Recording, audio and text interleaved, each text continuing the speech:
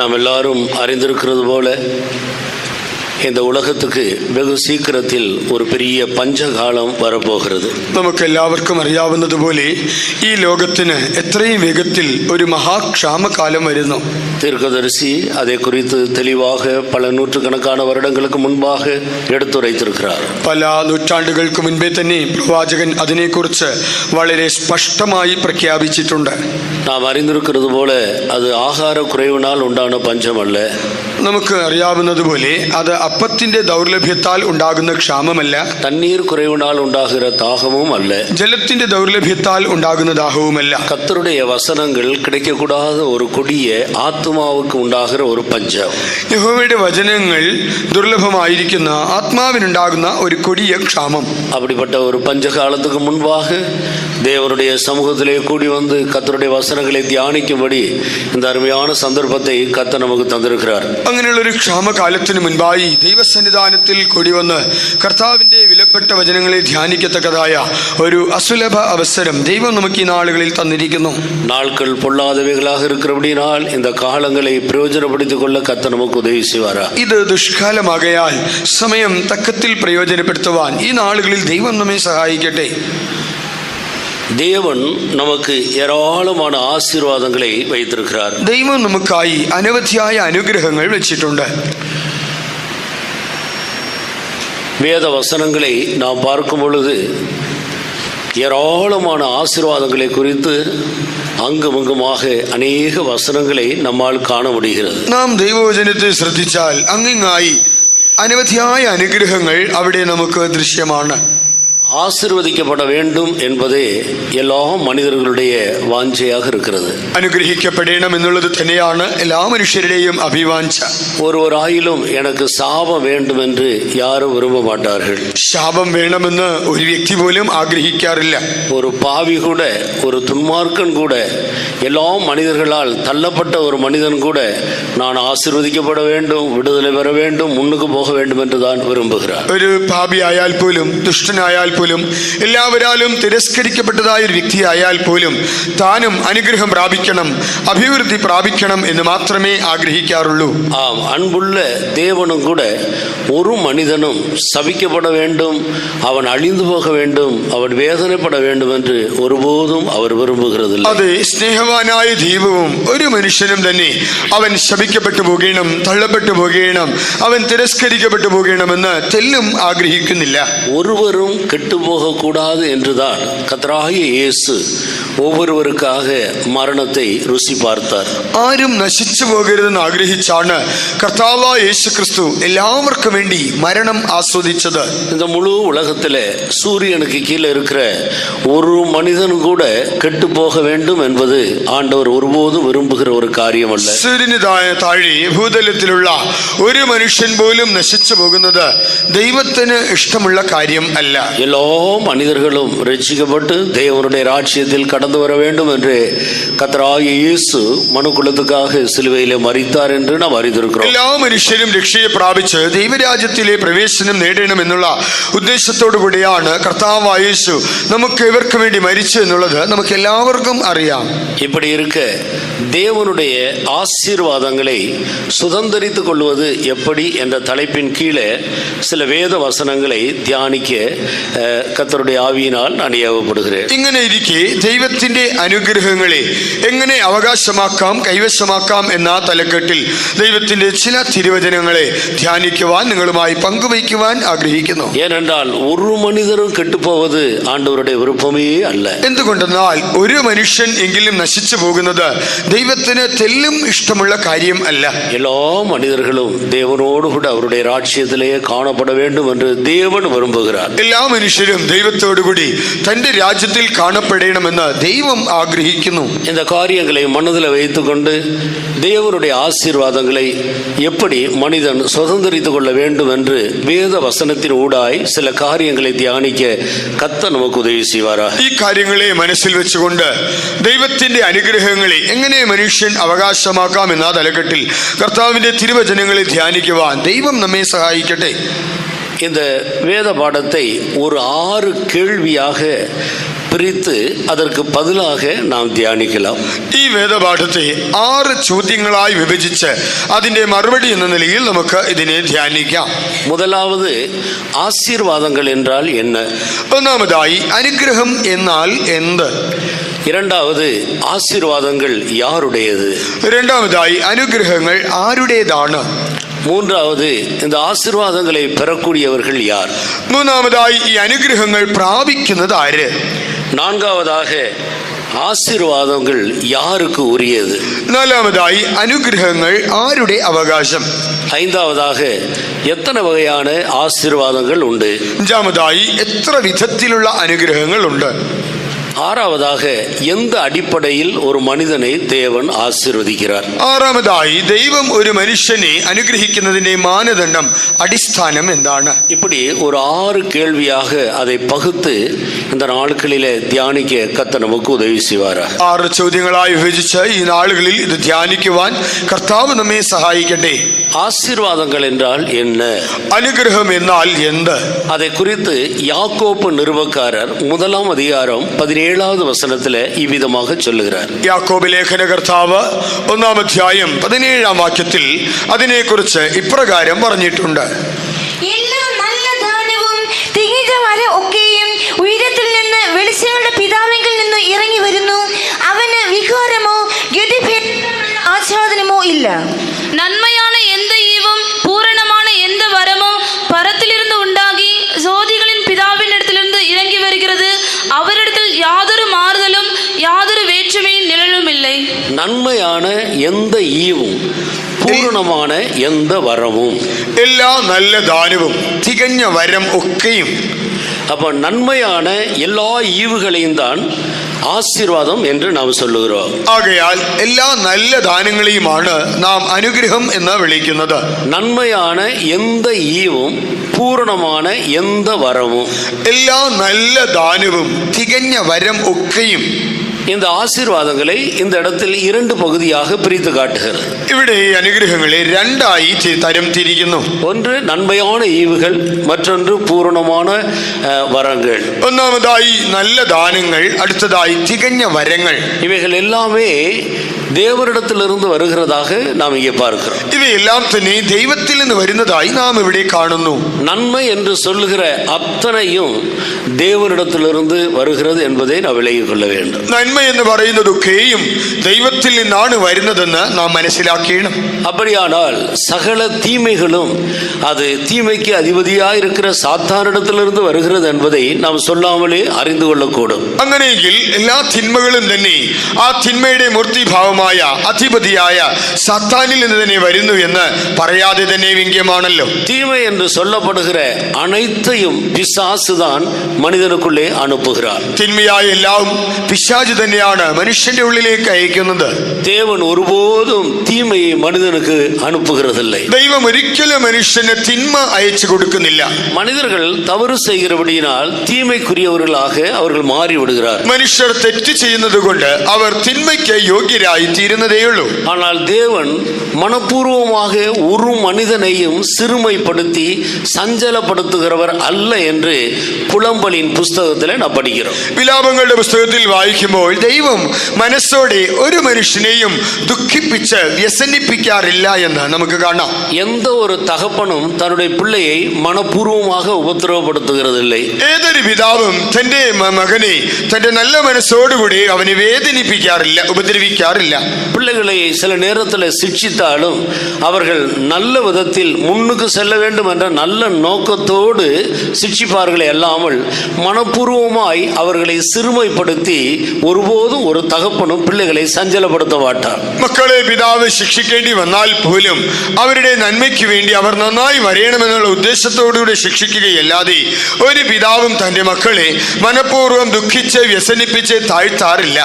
இந்த பூமியில் உள்ள விழுந்து போன மனிதனே தன்னுடைய பிள்ளைகளுக்கு அடுத்த காரியத்தில் இப்படி இருந்தால், ഭൂമിയിലുള്ള വീണുപോയ മനുഷ്യൻ തന്നെ തന്റെ മക്കളെ കുറിച്ച് ഈ നിലയിലാണ് പെരുമാറുന്നതെങ്കിൽ பரலோக தகப்பனாகி ஆண்டவர் இன்னும் எவ்வளவு அதிகமாய் மனிதர்களை குறித்து அவர் கவனம் உள்ளவராக இருக்கிறார். സ്വർഗീയ പിതാവ് മനുഷ്യരെ കുറിച്ച് എത്രയധികം കരുതലും വിചാരവും ഉള്ളവനായിരിക്കും. அப்படியானால் அருமையானவர்களே, இந்த வேதபாட கூட்டத்தின் ஆரம்பத்தில் ஒரு காரியத்தை நாம் விளங்கிக் கொள்ள வேண்டும். ആകയാൽ പ്രിയരെ, ഈ വേദപാഠത്തിന്റെ ആരംഭ ദിനത്തിൽ തന്നെ നാം ഒരു കാര്യത്തെ മനസ്സിലാക്കേണ്ടതുണ്ട്. இந்த நாட்களில் இங்கே கூடி வந்திருக்கிறதான நம்மில் சிலர் பல நெருக்கத்தின் வாயிலாக கடந்து போகக்கூடும்.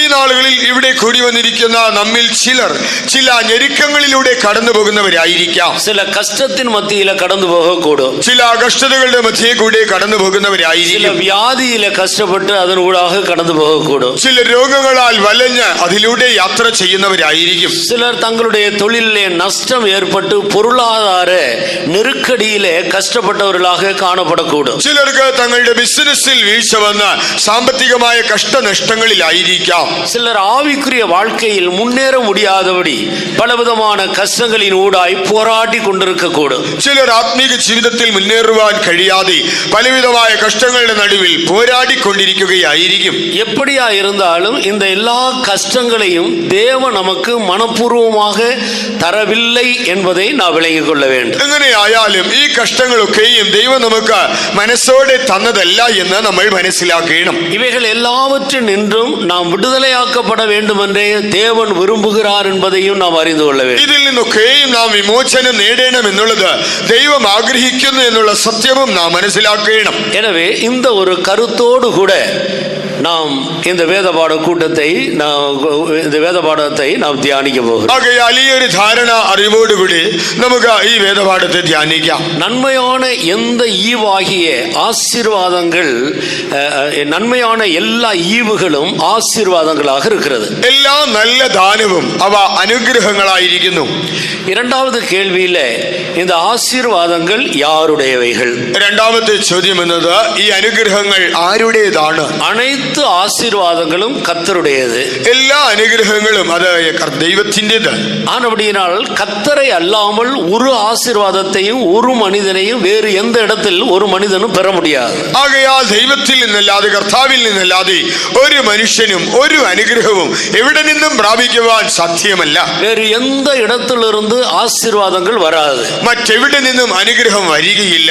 ஆனபடியினால்தான் தாவீது கூட தன்னுடைய சங்கீத புஸ்தகத்திலே இவ்விதமாய் பாட்டு கட்டி பாடுகிறார். അതുകൊണ്ടാണ് ദാവീദ് തന്റെ സങ്കീർത്തന പുസ്തകത്തിൽ ഇപ്രകാരം ഒരു ഗാനം രചിച്ച് ആലപിക്കുന്നത്. எனக்கு ஒத்தாசை வரும் பர்வதங்களுக்கு நேராக என் கண்களை நான் ஏறெடுக்கிறேன். സഹായം വരുന്ന പർവ്വതത്തിലേക്ക് ഞാൻ എന്റെ കണ്ണുകൾ ഉയർത്തുന്നു.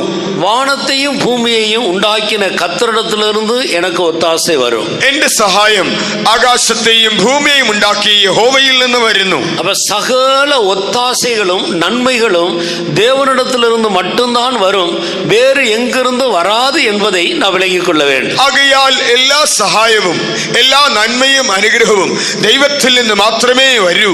അത് മറ്റെവിടെ നിന്നും പ്രതീക്ഷിക്കുവാൻ സാധ്യമല്ലെന്ന് മനസ്സിലാക്കാം. அதுல இன்னொரு பகுதியை குறித்து நாம் சிந்திக்கும் போது, അതിൽ മറ്റൊരു ഭാഗത്തെ കുറിച്ച് ചിന്തിച്ചാൽ, இந்த ஆசீர்வாதங்களை கொடுக்கிற தேவனிடத்தில் யாதொரு மாறுதலும் வேற்றுமையின் நிழலும் கிடையாது. ഈ അനുഗ്രഹ ദാതാവായ ദൈവത്തിൽ യാതൊരുവിധമായ മാറ്റമോ വ്യത്യാസത്തിന്റെ നിഴലോ അഥവാ വികാരമോ ഗതിഭേദത്താലുള്ള ആച്ഛാദനമോ ഇല്ല. ஒரு நிழல் கூட இல்லை என்றுதான் நம்முடைய அருமையான இயேசுவை வேத வசனமாகிய இந்த கண்ணாடி நமக்கு காட்டி கொடுக்கிறது. ഈ തിരുവചനമാകുന്ന ദർപ്പണത്തിലൂടെ നാം കാണുന്ന യേശുവിന് യാതൊരു മാറ്റത്തിന്റെ നിഴൽ പോലും തെല്ലുമില്ല.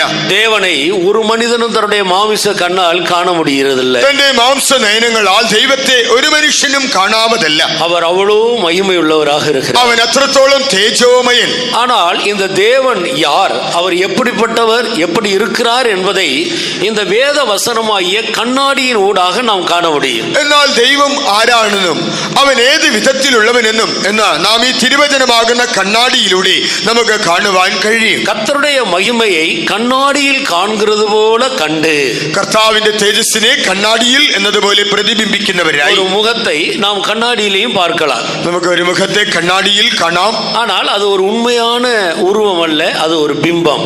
എന്നാൽ അത് ഒരു യഥാർത്ഥ രൂപമല്ല, അത് ഒരു പ്രതിബിംബം മാത്രം. ஆனால் அது ஏதோ ஒரு உண்மையான ஒரு சொரூபம் இருக்கிறபடியால் தான் அது கண்ணாடியிலே பிம்பமாக நமக்கு காட்சி அளிக்கிறது. ഒരു യഥാർത്ഥ രൂപമുള്ളത് കൊണ്ടാണ് ഒരു കണ്ണാടിയിൽ അതിന്റെ പ്രതിബിംബം കാണുന്നത്. இந்த பூமியில இருக்கிற வரைக்கும் ஒரு மனிதன் தேவனை வேத வசனமாகிய இந்த கண்ணாடியில தான் காண முடியும். ഈ ഭൂമിയിൽ ജീവിക്കുന്നത് വരെയും ഒരു മനുഷ്യൻ ദൈവത്തെ ഈ ദൈവവചനമാകുന്ന കണ്ണാടിയിൽ കൂടെ മാത്രമേ കാണുവാൻ കഴിയൂ. அவர் மகிமையுள்ளவர், അവൻ തേജോമയൻ, மகிமையின் ராஜா, അവൻ തേജസ്സിന്റെ രാജാവ്, பரிசுத்தவான்களின் ராஜா, അവൻ വിശുദ്ധന്മാരുടെ രാജാവ്, நீதியின் ராஜா, അവൻ നീതിയുടെ രാജാവ്, அவர் சர்வ வல்லமையுள்ளவர், അവൻ സർവശക്തനായവൻ, அவர் அன்பாகவே இருக்கிறார். അവൻ സ്നേഹം തന്നെ. இப்படி வேதம் அவரை குறித்த அநேக காரியங்களை நமக்கு எடுத்து சொல்லுகிறது. ബൈബിൾ ദൈവത്തെ കുറിച്ച് ഈ വിധമായ അനേക കാര്യങ്ങൾ നമ്മെ പഠിപ്പിക്കുന്നു. இப்படிப்பட்ட இந்த தேவனை வேத வசனமாகிய கண்ணாடியில தான் நாம் அறிந்து கொள்ளுகிறோம். ഇങ്ങനെയുള്ള ദൈവത്തെ തിരുവചനമാകുന്ന ദർപ്പണത്തിൽ കൂടിയത്രേ നാം മനസ്സിലാക്കുന്നത്. அவரிடத்தில் யாதொரு மாறுதலும் யாதொரு வேற்றுமையின் நிழலும் இல்லை. അവനിൽ മാറ്റമോ എന്തെങ്കിലും ഒരു വ്യത്യാസത്തിന്റെ നിഴലോ ഒട്ടുമില്ല. ஜாதி வித்தியாசம் பார்த்து அவர் ஆசீர்வதிக்கிறவர் அல்ல. അവൻ ജാതി വ്യത്യാസം നോക്കി അനുഗ്രഹിക്കുന്നവനല്ല. பாஷை வித்தியாசம் பார்த்து ஆசீர்வதிக்கிறவர் அல்ல. ഭാഷയുടെ വ്യത്യാസങ്ങൾ നോക്കി അനുഗ്രഹിക്കുന്നവനല്ല. அழகை கண்டு அதன் அடிப்படையில் ஆசீர்வதிக்கிறவர் அல்ல. സൗന്ദര്യത്തെ കണ്ട് അത് മാനദണ്ഡമാക്കി അനുഗ്രഹിക്കുന്നവനുമല്ല. யாதொரு வேற்றுமையின் நிழல் அவரிடத்துல இல்லை. യാതൊരുവിധമായ വ്യത്യാസത്തിന്റെ നിഴൽ പോലും അവനിലില്ല. அவர் ஆசீர்வதிக்கக்கூடிய அந்த இடத்துக்கு யார் இறங்கி வருகிறார்களோ அந்த இடத்தில் யார் வந்தாலும் அவர் வித்தியாசம் இல்லாமல் அவர்களை ஆசீர்வதிக்கிற தேவன். ദൈവം അനുഗ്രഹിക്കത്തക്കതായ സ്ഥാനത്ത് ആർ വന്നെത്തിയാലും അവരെ എല്ലാം ഒരു വ്യത്യാസവും കൂടാതെ അനുഗ്രഹിക്കുന്നവനാണ് ഈ ദൈവം. நான் ஆசீர்வதிக்கப்பட வேண்டும் என்று விரும்புகிற ஒவ்வொரு மனிதனும் ஆசீர்வாதத்துக்காக ஒத்தாசை வரும் பர்வதமாகிய ஆண்டவருக்கு நேர மாத்திரம் தன்னுடைய கண்களை உயர்த்த வேண்டும். ആകയാൽ അനുഗ്രഹം പ്രാപിക്കണമെന്ന് ആഗ്രഹിക്കുന്ന ഏത് മനുഷ്യനും സഹായം വരുന്ന പർവ്വതമായ കർത്താവിലേക്ക് മാത്രം അനുഗ്രഹത്തിനായി തന്റെ കണ്ണുകളെ ഉയർത്തേണം. யாருடைய உதவியையும் தேடி அவர்கள் மூலமாக ஆண்டவரிடத்தில் வர வேண்டும் என்று தேவன் விரும்புகிறதில்லை. ആരുടെയെങ്കിലും സഹായം അഭ്യർത്ഥിച്ച് അവർ മുഖാന്തരമായി ദൈവത്തിലേക്ക് വരണമെന്ന് ദൈവം ആഗ്രഹിക്കുന്നില്ല. ஒவ்வொரு மனிதனும் தேவனுக்கு முன்பாக தன்னை தாழ்த்தி தன்னுடைய கண்களை அவருக்கு நேராக உயர்த்த வேண்டும். ഓരോ മനുഷ്യനും ദൈവം മുൻപാകെ തങ്ങളെ തന്നെ താഴ്ത്തി ദൈവത്തിങ്കിലേക്ക് തങ്ങളുടെ കണ്ണുകളെ ഉയർത്തേണം. வேலைக்காரியின் கண்கள் எஜமாட்டியை நோக்கி இருக்குமா போல, ദാസിമാരുടെ കണ്ണുകൾ യജമാനത്തിന്റെ കയ്യിലേക്ക് നോക്കിയിരിക്കുന്നത് പോലെ, வேலைக்காரரின் கண்கள் எஜமானை நோக்கி இருக்குமா போல, ദാസന്റെ കണ്ണുകൾ യജമാനെ നോക്കിയിരിക്കുന്നത് പോലെ எங்களுக்கு இரக்கம் கிடைக்கும் வரைக்கும் எங்கள் கண்கள் அவரையே நோக்கி கொண்டிருக்கும் என்று தாவீது பாடுகிறார். ദാവീദ് പാടുന്നത് പ്രകാരമാണ്, ഞങ്ങളുടെ ദൈവമായ യഹോവ ഞങ്ങൾക്ക് കൃപ ചെയ്യുവോളം ഞങ്ങൾ അവനെ തന്നെ നോക്കിയിരിക്കുന്നു. ஒவ்வொரு மனிதனுடைய கண்களும் கர்த்தருக்கு நேராக உயர்த்தப்பட வேண்டும் என்று தேவன் விரும்புகிறார். ആകയാൽ ഓരോ മനുഷ്യന്റെ കണ്ണുകളും ദൈവത്തിങ്കിലേക്ക് തന്നെ ഉയർത്തപ്പെടണമെന്ന് ദൈവം പ്രതീക്ഷിക്കുന്നു. கர்த்தராகிய இயேசு இந்த பூமியில் நம்மை போன்ற ஒரு சரீரத்தில் அவர் ஊழியம் செய்து கொண்டிருந்த நாட்களில் தன்னுடைய முதல் அற்புதத்தை ஒரு கல்யாண வீட்டில் நடத்தினதாக வேதம் நமக்கு காட்டி கொடுக்கிறது. നമ്മുടെ കർത്താവായ യേശു ക്രിസ്തു നമുക്ക് തുല്യമായ ഈ ജഡ ശരീരത്തിൽ ഈ ലോകത്തിൽ ശുശ്രൂഷ ചെയ്തുകൊണ്ടിരിക്കെ അവൻ ആദ്യമായി അത്ഭുതം ചെയ്തത് ഒരു കല്യാണ വീട്ടിലായിരുന്നു എന്ന് ബൈബിൾ നമുക്ക് കാണിച്ചു തരുന്നു. அந்த கல்யாண வீட்டார் கர்த்தராகிய இயேசுவையும் அவருடைய சீஷர்களையும் அழைத்திருந்தார்கள். ആ കല്യാണ വീട്ടുകാർ കർത്താവായ യേശുവിനെയും തന്റെ ശിഷ്യന്മാരെയും ഈ വിവാഹത്തിന് ക്ഷണിച്ചിരുന്നു. பந்தி பரிமாறி கொண்டிருக்கும் பொழுது திடீரென்று ரசம் குறைவுபட்டது. വിരുദ്ധ സൽക്കാര മധ്യേ പെട്ടെന്ന് വീഞ്ഞിന് ദൗർലഭ്യം ഉണ്ടായി. அங்கே உள்ள எல்லாருக்கும் அது ஒரு துக்கமும் வேதனையுமாக காணப்படும். എല്ലാവർക്കും തന്നെ അത് ദുഃഖത്തിനും വേദനയ്ക്കും കാരണമായി. உடனே அங்கிருந்தவர்கள் இயேசு கிறிஸ்துவின் தாயாகிய மரியாளிடத்தில் போய் ரசம் குறைவுபட்டது என்று சொன்னார்கள். ഉടനെ അവിടെ ഉണ്ടായിരുന്നവർ യേശു ക്രിസ്തുവിന്റെ അമ്മയായ മറിയയുടെ അടുക്കൽ ചെന്ന് വീഞ്ഞ് കുറഞ്ഞുപോയി എന്ന് പറഞ്ഞു. இந்த இக்கட்டான சூழ்நிலையில் ஒத்தாசைக்கு என்ன செய்யலாம் என்று சொல்லி அவர்கள் இயேசுவின் தாயாகிய மரியாளிடத்தில் போகிறார்கள். ഈ ദുർഘട സന്ധിയിൽ സഹായത്തിനായി എന്ത് ചെയ്യണമെന്നറിയാതെ അവർ യേശുവിന്റെ അമ്മയായ മറിയയെ സമീപിച്ചു. மரியாள் கர்த்தராகிய இயேசு கிறிஸ்துவினிடத்தில் போய் காரியங்களை சொன்னார். മറിയ കർത്താവായ യേശു ക്രിസ്തുവിന്റെ അടുക്കൽ ചെന്ന് കാര്യങ്ങൾ പറഞ്ഞു. அப்போ ஆண்டவர் சொல்லுகிறார், ஸ்திரீயே உனக்கும் எனக்கும் என்ன? അപ്പോൾ കർത്താവ് പറയുന്നത്, സ്ത്രീയെ എനിക്കും നിനക്കും തമ്മിൽ എന്ത്? என் வேலை இன்னும் வரவில்லை. എന്റെ നാഴിക ഇതുവരെ വന്നിട്ടില്ല. உடனே மரியாள் அவர்களிடத்தில் போய், அவர் உங்களுக்கு என்ன சொல்லுகிறாரோ அதை செய்யுங்கள், நான் சொல்லி ஒரு காரியமும் நடக்கவில்லை என்று அறிக்கையிடுகிறார். ഉടനെ മറിയ അവരുടെ അടുക്കൽ ചെന്നിട്ട് പറഞ്ഞു, അവൻ നിങ്ങളോട് വല്ലതും കൽപ്പിച്ചാൽ നിങ്ങൾ അതുപോലെ ചെയ്തു കൊള്ളുക. ഞാൻ പോയി പറഞ്ഞിട്ട് കാര്യങ്ങളൊന്നും നടന്നില്ല.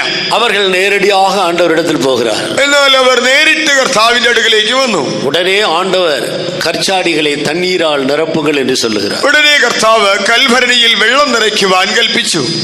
அவர்கள் அதை முண்டு கொடுக்கும்படியாக ஆண்டவர் அவர்களுக்கு சொன்னபோது அது மதுரமான ரசமாக மாறிற்று. അതുകൊണ്ട് വിളമ്പുവാൻ കർത്താവ് കൽപ്പിച്ചപ്പോൾ അത് മാധുര്യമുള്ള വീഞ്ഞായി മാറി.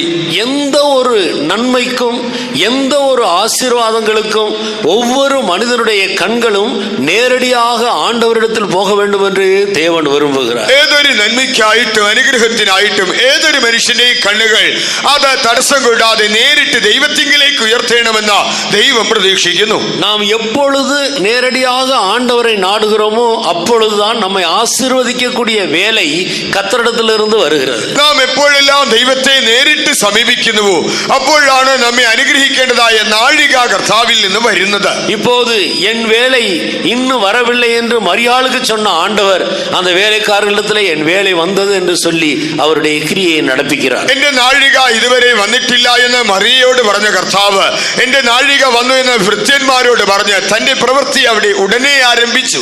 இதிலிருந்து நான் விளங்கிக் கொள்ளுகிற சத்திய உண்மை என்ன? ഇതിൽ നിന്ന് നാം മനസ്സിലാക്കുന്ന സത്യം എന്ത്? நாம் யாராயிருந்தாலும் எந்த மனிதர்களும் தங்களுடைய கண்களை அவருக்கு நேராக உயர்த்த வேண்டும். നാം ആരായിക്കൊള്ളട്ടെ, ഏത് മനുഷ്യരുമായിക്കൊള്ളട്ടെ, നമ്മുടെ കണ്ണുകളെ നേരിട്ട് ദൈവത്തിങ്കിലേക്ക് നാം ഉയർത്തേണം. அவர்கள் அவரை நோக்கி பார்த்து பிரகாசம் அடைந்தார்கள். நோக்கி பார்த்த ஒருவருடைய முகமும் வெட்கப்பட்டு போனதே இல்லை. അവങ്കലേക്ക് നോക്കിയവർ പ്രകാശിതരായി, അവങ്കലേക്ക് നോക്കിയവർ ആരും ലജ്ജിതരായതേ ഇല്ല. ஏனென்றால் சகல ஆசீர்வாதங்களின் ஊற்று ஆண்டவரிடத்திலேயே இருக்கிறது. എന്തുകൊണ്ടെന്നാൽ എല്ലാ അനുഗ്രഹങ്ങളുടെയും ഉറവ ദൈവത്തിലുണ്ട്. இந்த வசனத்தை விசுவாசித்து யாரெல்லாம் இந்த நாட்களில் நம்முடைய எந்த ஆசீர்வாதமானாலும் அதற்காக நம்முடைய கண்களை ஆண்டவருக்கு நேராக உயர்த்துகிறோமோ ஒவ்வொருவரையும் பிரகாசிப்பது தேவனுடைய வேலையாக இருக்கிறது. ഈ വചനത്തെ വിശ്വസിച്ച് ആർക്കെല്ലാം അനുഗ്രഹം വേണമോ അവരെല്ലാം തങ്ങളുടെ കണ്ണുകൾ ദൈവത്തിങ്കിലേക്ക് ഉയർത്തിയാൽ അവരെ പ്രകാശിപ്പിക്കുവാനുള്ള ദൈവത്തിന്റെ നാഴിക വന്നു കഴിഞ്ഞു. அவர் சொன்னதை ஒரு முறை சொன்னதை மறுமுறை பார்த்து திருத்துகிற தேவன் அல்ல. ദൈവം ഒരിക്കൽ കൽപ്പിച്ചിട്ട് വീണ്ടും അത് നോക്കി അതിനൊരു തിരുത്തൽ വരുത്തുന്ന ദൈവമല്ല. அவர் பொய்யுரையாத தேவன். അവൻ ഭോഷ്ക് പറയാത്തവനായ വ്യാജം പറയാത്ത ദൈവം. அவர் சொல்லியும் செய்யாதிருப்பாரோ? അവൻ കൽപ്പിച്ചിട്ട് അനുഷ്ഠിക്കാതിരിക്കുമോ? மனம் மாற அவர் ஒரு மனுபுத்திரன் அல்ல. അനുദപിക്കുവാൻ അഥവാ മനസ്സ് മാറുവാൻ ദൈവ മനുഷ്യപുത്രനല്ല. பொய் சொல்லுவதற்கு அவர் ஒரு மனுஷனும் அல்ல. വ്യാജം പറയുവാൻ അവൻ മനുഷ്യനുമല്ല.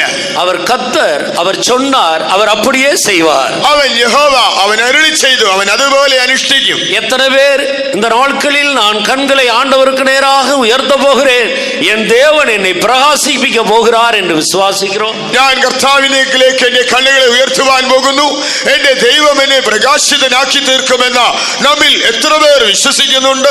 அப்படி விசுவாசிக்கிறவர்கள் நம்முடைய கரங்களை உயர்த்தி கர்த்தர் இந்த நாட்களிலே நம்மை பிரகாசிப்பிக்க போகிறபடியினால் நன்றியுள்ள இருதயத்தோடு கொஞ்ச நேரம் கர்த்தரை நாம் ஸ்தோத்திரிப்போம். അങ്ങനെ വിശ്വസിക്കുന്നവർ ഈ നാളുകളിൽ ദൈവം നമ്മെ പ്രകാശിപ്പിക്കുവാൻ പോകുന്നതിനാൽ നന്ദി നിറഞ്ഞ ഹൃദയത്തോടുകൂടി കരങ്ങളെ ഉയർത്തി അല്പനേരം സ്തോത്രം ചെയ്തുകൊണ്ടിരിക്കുക. ஸ்தோத்திரம், ஸ்தோத்திரம், ஸ்தோத்திரம், ஸ்தோத்திரம், ஸ்தோத்திரம், ஸ்தோத்திரம், ஸ்தோத்திரம், ஸ்தோத்திரம், ஸ்தோத்திரம், ஸ்தோத்திரம், ஸ்தோத்திரம், ஸ்தோத்திரம், ஸ்தோத்திரம், ஸ்தோத்திரம், ஸ்தோத்திரம், ஸ்தோத்திரம். அல்லேலூயா. ഹല്ലേലൂയ. ஆம், சகல ஆசீர்வாதங்களும் ஆண்டவருடையது. அவர் ஒருவர் தான் மனிதனை ஆசீர்வதிக்க முடியும். അതെ, അനുഗ്രഹങ്ങളൊക്കെയും ദൈവത്തിൻ്റെത് മാത്രമാണ്. ദൈവത്തിന് മാത്രമേ മനുഷ്യനെ അനുഗ്രഹിക്കുവാൻ കഴിയൂ. இந்த ஆசீர்வாதங்களை தேவன் எந்த விதத்தில் மனிதனுக்கு கொடுக்கிறார்? ഈ അനുഗ്രഹങ്ങളെ ദൈവം ഏത് വിധത്തിൽ മനുഷ്യന് നൽകുന്നു?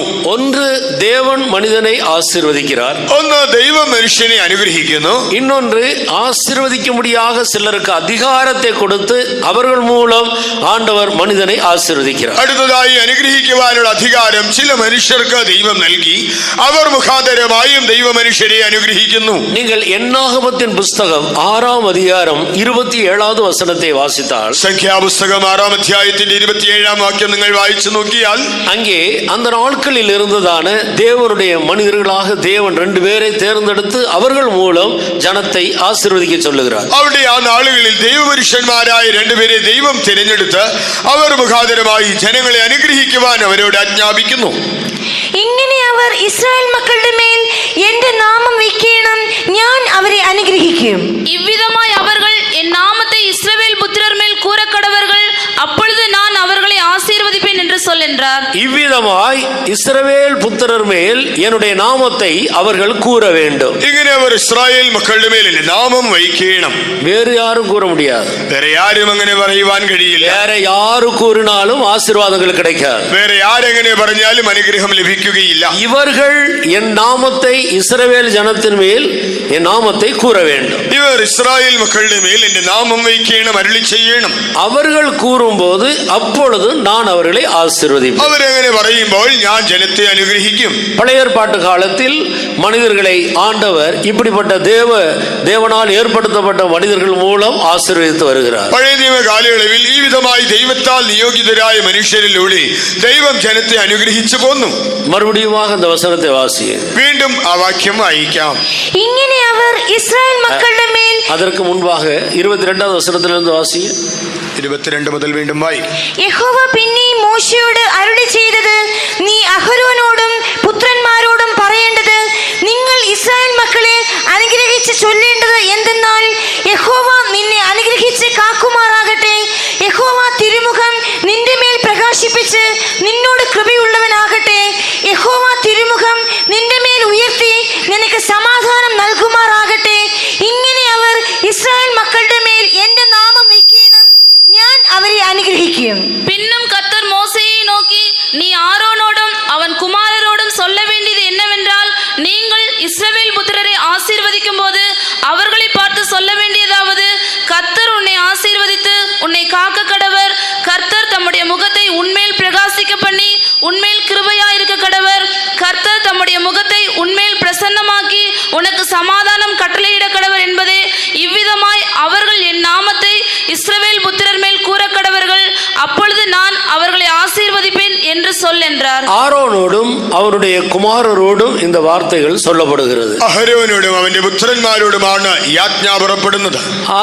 பழைய ஏற்பாட்டு காலத்தில் தேவன் இவர்கள் மூலம் ஜனத்தை ஆசீர்வதிக்கிறார். ആകയാൽ പഴയ നിയമ കാലയളവിൽ ദൈവം ഇവർ മുഖാന്തരമായി ജനത്തെ അനുഗ്രഹിച്ചു. அவர்கள் தேவனுக்கும் மனிதர்களுக்கும் இடையில தேவனுடைய ஆசீர்வாதங்களை மனிதர்களுக்கு கூறும்படி நியமிக்கப்பட்டவர்கள். ദൈവത്തിനും മനുഷ്യർക്കും മധ്യേ ദൈവത്തിന്റെ അനുഗ്രഹങ്ങളെ കൽപ്പിച്ചറിയേണ്ടതിനായി ദൈവത്താൽ നിയമിക്കപ്പെട്ടവരായിരുന്നു ഇവർ. ஜனங்கள் எல்லாரும் இந்த ஆரோனோடும் அவனுடைய குமாரர்களோடும் தங்களுடைய ஐக்கியத்தை காத்துக்கொள்ள வேண்டும். ആകയാൽ ജനങ്ങൾ എല്ലാവരും തന്നെ അഹരോനോടും അവന്റെ പുത്രന്മാരോടുമുള്ള കൂട്ടായ്മയെ സൂക്ഷിക്കുമായിരുന്നു. அந்த ஐக்கியத்தை அவர்கள் காத்துக்கொண்டு அவர்களோடு ஐக்கியமாக இருக்கும் பொழுது இந்த வார்த்தைகளை அவர்கள் மேல் இவர்கள் கூறுகிறார்கள். ആ കൂട്ടായ്മയെ സൂക്ഷിച്ചുകൊണ്ട് ആ സമ്പർക്കം ഇവർ പുലർത്തിക്കൊണ്ടു പോകുമ്പോൾ ഈ ജനത്തിന്റെ മേൽ ഇവർ ഈ അനുഗ്രഹവാക്യങ്ങൾ ചൊല്ലുന്നു. கர்த்தர் அவர்களை ஆசீர்வதிக்கிறார். അപ്പോൾ കർത്താവ് അവരെ അനുഗ്രഹിക്കുകയും ചെയ്യുന്നു. இந்த புதிய ஏற்பாட்டு காலத்தில் ஜனத்தை ஆசீர்வதிக்கும்படி தேவன் தம்முடைய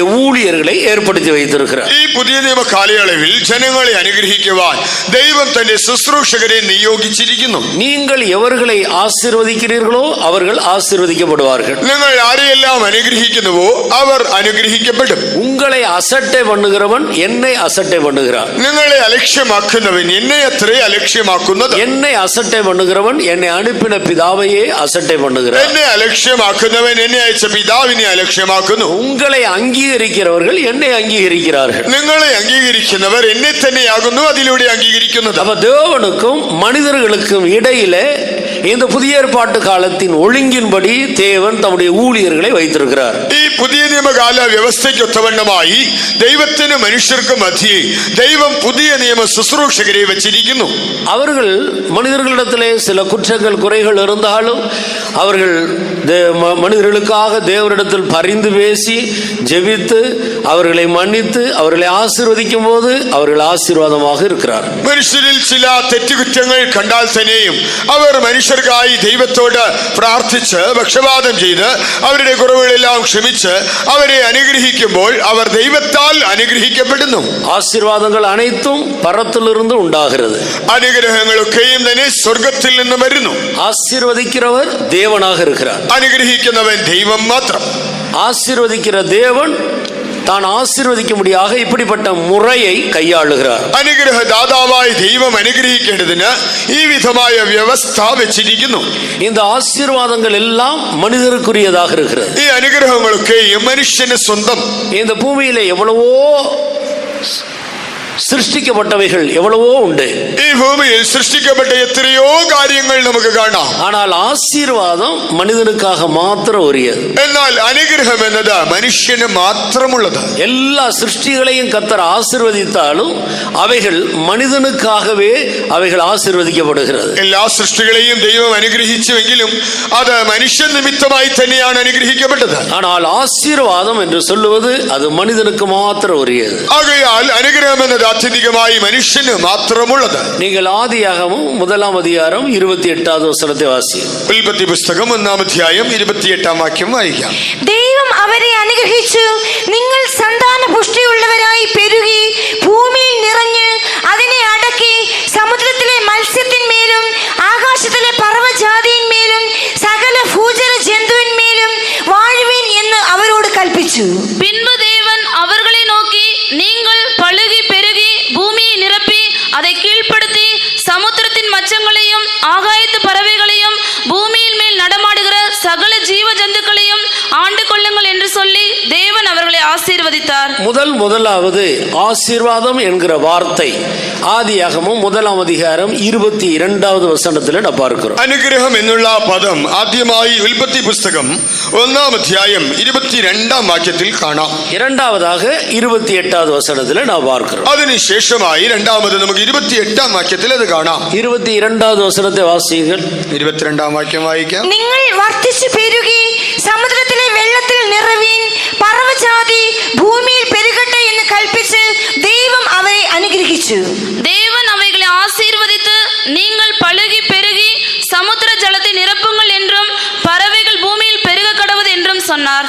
இவைகள் எல்லாவற்றையும் தேவன் ஆசீர்வதித்தாலும் அவைகள் யாருக்காக ஆசீர்வதிக்கப்படுகிறது? ഇവയൊക്കെയും ദൈവം അനുഗ്രഹിച്ചാൽ പോലും ആർ നിമിത്തമാണ് ഇവയെല്ലാം അനുഗ്രഹിക്കപ്പെട്ടത്? அவைகள் எல்லாவற்றையும் மனிதன் அனுபவிக்க முடியாது. ഇതെല്ലാം തന്നെ മനുഷ്യൻ അനുഭവിക്കേണ്ടതിന്. ஆனால் ஆசீர்வாதம் என்று சொல்லுகிறது மனிதனுக்காக உரியது மட்டும்தான். ആകയാൽ അനുഗ്രഹം എന്നത് മനുഷ്യന് മാത്രം അവകാശപ്പെട്ടത്. நீங்கள் பழுகி பெருகி இவைகளை எல்லாம் ஆண்டு கொண்டு அனுபவியுங்கள். നിങ്ങൾ വർദ്ധിച്ചു പെരുകി ഇവയെല്ലാം നിങ്ങൾ വാഴുവിൻ, അനുഭവിക്കുവിൻ. அப்படினால் ஒரு மிருகம் ஆசீர்வதிக்கப்பட முடியாது.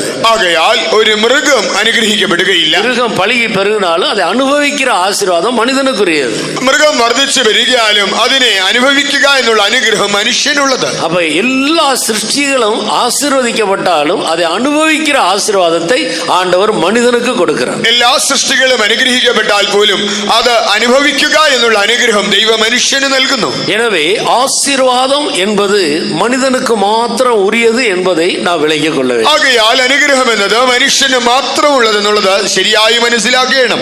அடுத்ததாக 5வதாக நான் வேதத்தில் வாசிக்கும் போது எத்தனை வகை ஆசீர்வாதங்கள் உண்டு. അടുത്ത 5ാമതായി ബൈബിളിൽ വായിക്കുമ്പോൾ എത്ര വിധത്തിലുള്ള അനുഗ്രഹങ്ങളുണ്ട്.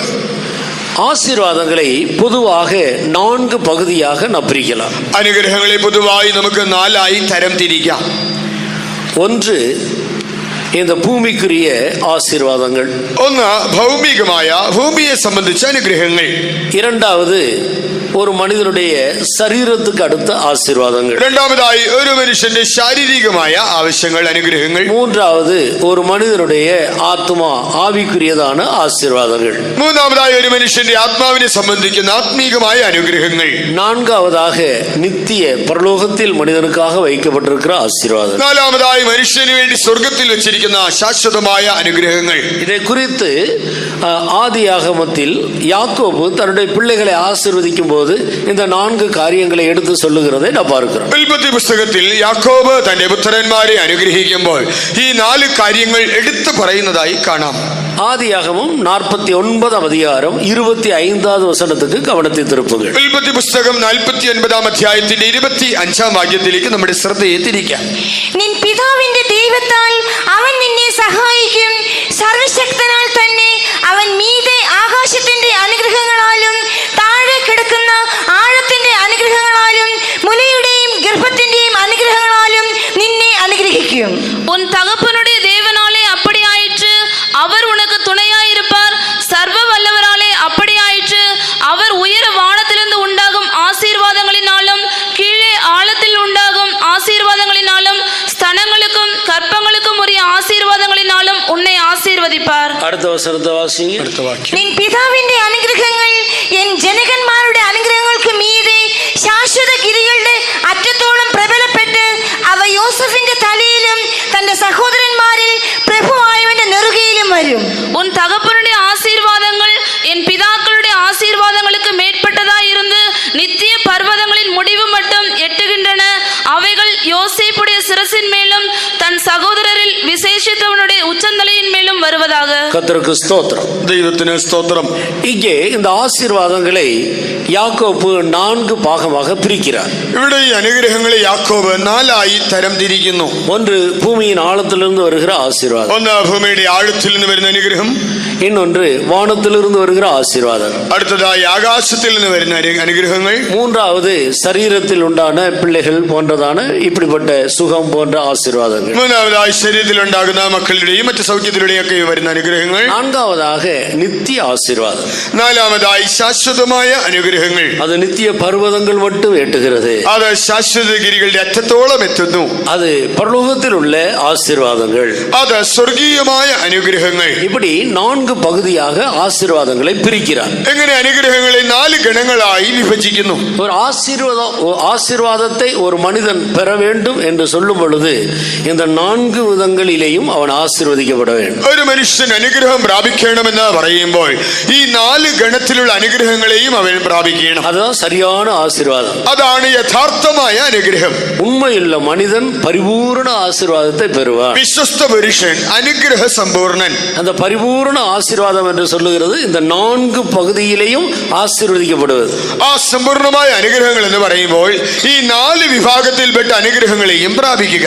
இந்த யாக்கோபுக்கு 12 குமாரர்கள் இருந்தார்கள். യാക്കോബിന് 12 പുത്രന്മാരുണ്ടായിരുന്നു. தீனாள் என்ற ஒரு குமாரத்தையும் இருந்தாள். ദീന എന്ന പേരുള്ള ഒരു മകളും ഉണ്ടായിരുന്നു. யாக்கோபு தன்னுடைய பிள்ளைகளுடைய ஜீவியங்களை எல்லாம் கவனித்து வந்தார். യാക്കോബ് തന്റെ പുത്രന്മാരുടെ മക്കളുടെ ജീവിതം നിരീക്ഷിച്ചു പോന്നു. கடைசியாக அவர்களை ஆசீர்வதிக்கும் போது மரணமடையும் முன் தன்னுடைய குமாரர்களை ஆசீர்வதிக்கும் போது யோசேப்புக்கு இப்படிப்பட்ட 4 ஆசீர்வாதங்களையும் கூறுகிறார். ഒടുവിൽ തന്റെ മരണത്തിന് മുൻപായി തന്റെ മക്കളെ അനുഗ്രഹിക്കുമ്പോൾ താൻ യോസേഫിന് ഈ 4 വിധ അനുഗ്രഹങ്ങളെയും പറയുന്നു. மற்றவர்கள் ஒருவருக்கும் இவ்வளவு விசேஷமான விதத்தில் ஆசீர்வாதத்தை கூறவில்லை. മറ്റാർക്കും തന്നെ ഇത്രത്തോളം സവിശേഷതയേറിയ അനുഗ്രഹങ്ങളെ അവൻ ചൊല്ലിയില്ല. சிறியவன் பெரியவனாலே ஆசீர்வதிக்கப்படுகிறான். താണവൻ ഉയർന്നവനാൽ അനുഗ്രഹിക്കപ്പെടുന്നു. கர்த்தருக்கு ஸ்தோத்திரம். ദൈവത്തിന് സ്തോത്രം. ஆனபடியால் பிள்ளைகள் பெற்றோர்களால் ஆசீர்வதிக்கப்பட வேண்டும். ആകയാൽ പുത്രന്മാർ മാതാപിതാക്കളിൽ നിന്ന് അനുഗ്രഹം പ്രാപിക്കണം.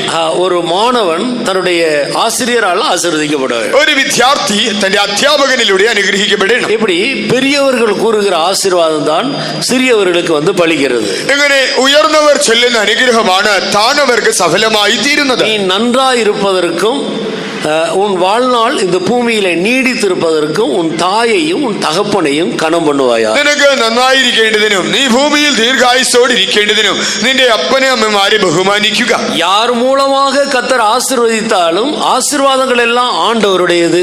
தேவன் அதை அங்கீகரிக்க வேண்டும். ആരിലൂടെ അനുഗ്രഹിച്ചാലും അനുഗ്രഹങ്ങളെല്ലാം ദൈവത്തിൻ്റെത് മാത്രമാകയാൽ ദൈവം തന്നെയാണ് അതിനെ അംഗീകരിക്കേണ്ടത്. இந்த சூரியனுக்கு கீழே ஜீவிக்கிற ஒவ்வொரு மனிதனும் பிரதானமாக தேவனை நேசித்து அவருக்கு பிரியமாக நடக்க வேண்டும் என்பதை இந்த வேத வசனங்களின் மூலம் நான் நன்றாக விளங்கிக் கொள்ளுகிறோம். സൂര്യന് താഴെ ജീവിക്കുന്ന ഏതൊരു മനുഷ്യനും ദൈവത്തെ പ്രസാദിപ്പിച്ച് ദൈവത്തിന് പ്രിയമായ വഴിയിൽ നടന്ന് ദൈവത്തെ സ്നേഹിക്കണമെന്ന ഈ വാക്യങ്ങളിലൂടെ നാം നന്നായി മനസ്സിലാക്കുന്നു. ஒரு மனிதன் முதலாவது தன்னுடைய வாழ்க்கையிலே பிரதான ஒரு இடத்தை ஆண்டவருக்கு கொடுக்க வேண்டும். ഒരു മനുഷ്യൻ തന്റെ ജീവിതത്തിൽ പ്രഥമ സ്ഥാനത്തെ ദൈവത്തിന് മാത്രമേ നൽകാവൂ. உன் முழு இருதயத்தோடு, உன் முழு ஆத்மாவோடு, உன் முழு மனதோடும் உன் முழு பலத்தோடும் உன் தேவனாகிய கர்த்தரிடத்தில் அன்பு கூறுவாயாக. இதுவே முதலாம் பிரதான கற்பனை. പൂർണ്ണ ഹൃദയത്തോടും പൂർണ്ണ ആത്മാവോടും പൂർണ്ണ ശക്തിയോടും പൂർണ്ണ മനസ്സോടും കൂടി നിന്റെ ദൈവമായ കർത്താവിനെ സ്നേഹിക്കുക.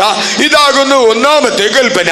எவ்வளவு அன்புள்ள பெற்றோர்களாக இருந்தாலும் நீ பெற்றோர்களுக்கு கொடுக்கிற கணத்தை பார்க்கிலும் ஒரு ஸ்டெப் அதிகமாக நீ கர்த்தருக்கு கொடுத்து பழக வேண்டும். എത്രത്തോളം സ്നേഹിക്കുന്ന മാതാപിതാക്കളും ആയിക്കൊള്ളട്ടെ, എന്നാൽ അവർക്ക് കൊടുക്കുന്ന ബഹുമാനത്തെക്കാൾ ഒരുപടി അധികമായി ബഹുമാനം നീ ദൈവത്തിന് തന്നെ നൽകണം. ஆண்டவரை விட்டு ஆண்டவரை விட பெற்றோர்களை நீ அதிக கனம் பண்ணினாலும் பெற்றோர்கள் உன்னை ஆசீர்வதித்தாலும் அதை அங்கீகரிக்கிறவர் ஆண்டவர் தான். നീ ദൈവത്തെ വിട്ടിട്ട് ദൈവത്തെക്കാൾ അധികമായി നിന്റെ മാതാപിതാക്കളെ സ്നേഹിച്ചിട്ട് മാതാപിതാക്കൾ നിന്നെ അനുഗ്രഹിക്കുന്നുവെങ്കിലും അത് ദൈവം തന്നെ അംഗീകരിച്ചെങ്കിലേ അംഗീകരിക്കപ്പെടും. ஆனபடியால் ஒரு மனிதன் எல்லாரை பார்க்கிலும் முதலாவது தேவனை கனம் பண்ண கற்றுக்கொள்ள வேண்டும். ആകയാൽ ഒരു മനുഷ്യൻ എല്ലാവരെക്കാളും ഉപരിയായി ദൈവത്തെ ബഹുമാനിക്കുവാൻ അഭ്യസിക്കണം. என்னை கனம் பண்ணுகிறவர்களை நானும் கனம் பண்ணுவேன். എന്നെ മാനിക്കുന്നവരെ ഞാൻ മാനിക്കും.